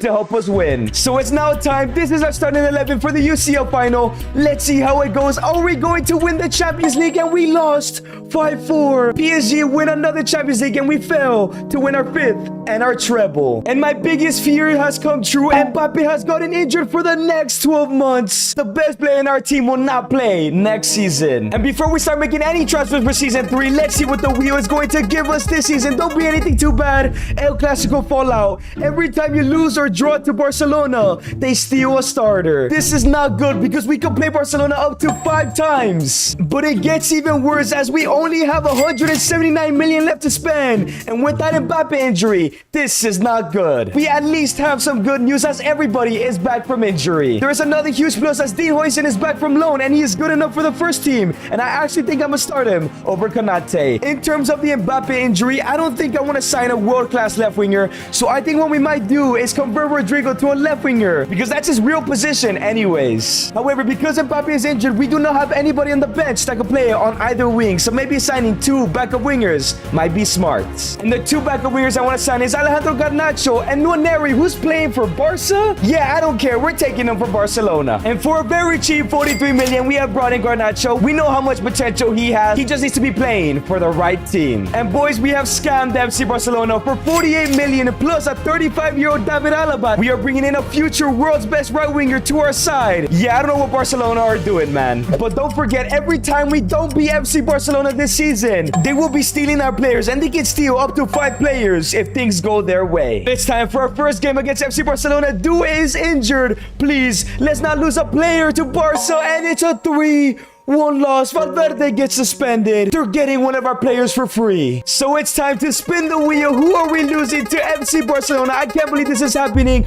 Victor Osimhen, the best striker at the club, is going to Barca. And boys, this one hurts. He was our top goal scorer last season and is now playing for Barca. But now that Osimhen is gone, Endrick has to go ahead and be the striker for the rest of the season. And boys, we're facing Barcelona in the Supercopa de España. This is not good, fam. Barcelona have already taken Osimhen. Please do not take another player. It's a 4-1 win. This time, we're not losing anybody. I have some bad news. Not only are we facing Barcelona up next, but in a couple days, we're also facing them in the Copa del Rey final, which will make it 4 games in total against Barca. And in the semifinals, we're also facing them. They could stop us from winning the Champions League. This is not good, man. But let's see how this first game goes, as we have 2 injuries to our starting 11 in La Liga, and it's a 4-3 victory. Let's go. We don't lose a player right now. Literally 3 days later, we're in the Copa del Rey final. Can we win our 6th trophy here at Madrid? And it is a 3-2, our 6th trophy. But now we have the first leg of the Champions League. Let's see how this goes. It's a 1-0 victory. 3 games against Barca. We haven't lost anybody, and we could go to the UCL final. Boys, what is going on? A red card to Trent and 3 injuries. All we need to do is win this game, and we're on to the UCL final, and nobody will be lost. And it's a 4-0 loss, and Edgar gets an injury. We're having an injury crisis, but more importantly, we're losing somebody else. And we've already lost Osimhen, and we're losing Rodrigo. And this one hurts even more. Rodrigo has joined FC Barcelona alongside Victor Osimhen. But despite losing players and injuries, we won the league title. That is our 7th trophy at Madrid. And here were our top goal scorers. I'm assuming Osimhen was somewhere there, but you know what? Bellingham do it, and specifically Endrick did the job. But to kick off the brand new season, at least there is some good news. Mbappe is back. Not only that, Gonzalo Garcia is back at an 85 and Asensio at an 84, so they're gonna get involved in the first team. I think this might be the year that we win our first Champions League, unless the wheel allows us to, because let's see what we have to do this season. Ronaldo resurrection, sign a Portuguese attacker, and eventually win him the Ballon d'Or. You know what? That's a good one. And the player I've decided to bring in is actually a center attacking mid, which is still an attacker, Rodrigo Mora. And yes, I know I could have gone for the likes of Rafael Leao and Cuenda, but obviously right now he's only a 78 overall, and it's not gonna get into the first team, so his time will come in a couple seasons. But let's get to the end of the season and find out if we can win our first Champions League. And for the first time, we do not win the league title as Barca take it home, but we get our 8th trophy as we win the Copa de España, and 9 is the Copa del Rey as we beat Barcelona. But the question is, are we in the Champions League final? And yes, we are, against Chelsea. And Mbappe is back to his best, but don't sleep on Endrick and Bellingham and even Gonzalo, who had great seasons. But another UCL final, and we're gonna be missing players again. Mbappe is suspended, so is Valverde, and Alphonso Davies is out injured. The question is, can we still win our 10th trophy in our first Champions League? And it's a 4-0 victory. And Bellingham scored a hat-trick but missed a penalty. Let's go, Jude. And boys, it seems like one of our players is winning the Ballon d'Or. I wonder who it is. And it is Jude Bellingham. That makes sense. Scoring a hat-trick in the UCL final deserves a Ballon d'Or. And if you're right about Jude Bellingham, make sure to subscribe. And things are looking real good right now as we're 10 trophies in. And as season number 5 begins, let's see if the wheel is going to try and screw us over as it has done most of the time. Transfer ban. No signings allowed this season. But you know what? I'm going to be honest. I think we're chilling. The team is looking great. Our bench is looking amazing. I think this season we got lucky. And we have picked up our 11th trophy, the La Liga title. We will take that. And we make it 12 with the Supercopa de España. 13 13 with the Copa del Rey. We've won every trophy in Spain. And oh my days, boys, 14 with the International Cup. No way we win 6 or 7 trophies. And 15 with the Club World Cup. If we won the UEFA Super Cup and the Champions League, that will be 7. And no, we lost to the boat fraud in the UEFA Super Cup. But we are in the Champions League final. This has to be a W. We're facing Arsenal. This could be our treble and our 16th trophy. No injuries, no suspensions in the starting 11. This has to be a W. And it's time for the UCL final. We're definitely beating the bottle jobs. Everybody is fit. And it's a 3-0 loss. Real Madrid have never beaten Arsenal, and it stays the same today. We missed out on the treble again. And even if we missed out on the treble, we still have 15 trophies to our name, and we're only going to the 6th season. But before we sign any player, let's see what the wheel gives us in season number 6, and it's going to be Madrid neighbors. If you lose or draw against Atletico, they steal a random starter. So just like the Barca one, now Atletico can get strengthened through our players. And boys, I think some players have been sold by the club. Kylian Mbappe has gone to PSG for 200 million. I don't know if it was a release clause or Madrid wanted to cash in on him. Thibaut Courtois has gone back to Chelsea for 50, and Endrick has gone to the Champions League winners for 250 million. And in the first game of the season, we're actually facing Atletico. Come on, this team is incredible. We better not lose, and it's a 2-1 loss. We're losing somebody to Atleti. But it's time to find out who we're losing. Please, nobody too good. And it is Alphonso Davies. That isn't as bad as I thought it would be. And Alphonso Davies has gone to Atletico. This does hurt. But the good thing is we have Álvaro Carreras to take his place. But once again, we're facing Atletico in the semifinals of the Copa de España. And boys, I cannot lie, I don't know if this team can take another player being lost, and it's going to be a 2-1 loss. Another player is going to Atleti. But it's time to find out who we're losing to Atletico. I swear it's Álvaro. Oh my days, it's Carreras. I cannot believe that we've lost another left back. And there he goes. He's joined Atletico alongside Alphonso Davies. Why do they need 2 left backs? I should have signed some players, man. And we have a huge downgrade as Obrador is the brand new left back in the side. And this might be the final time we're facing Atleti. Please, let's get a victory. We cannot lose another player. Please, come on, Real Madrid.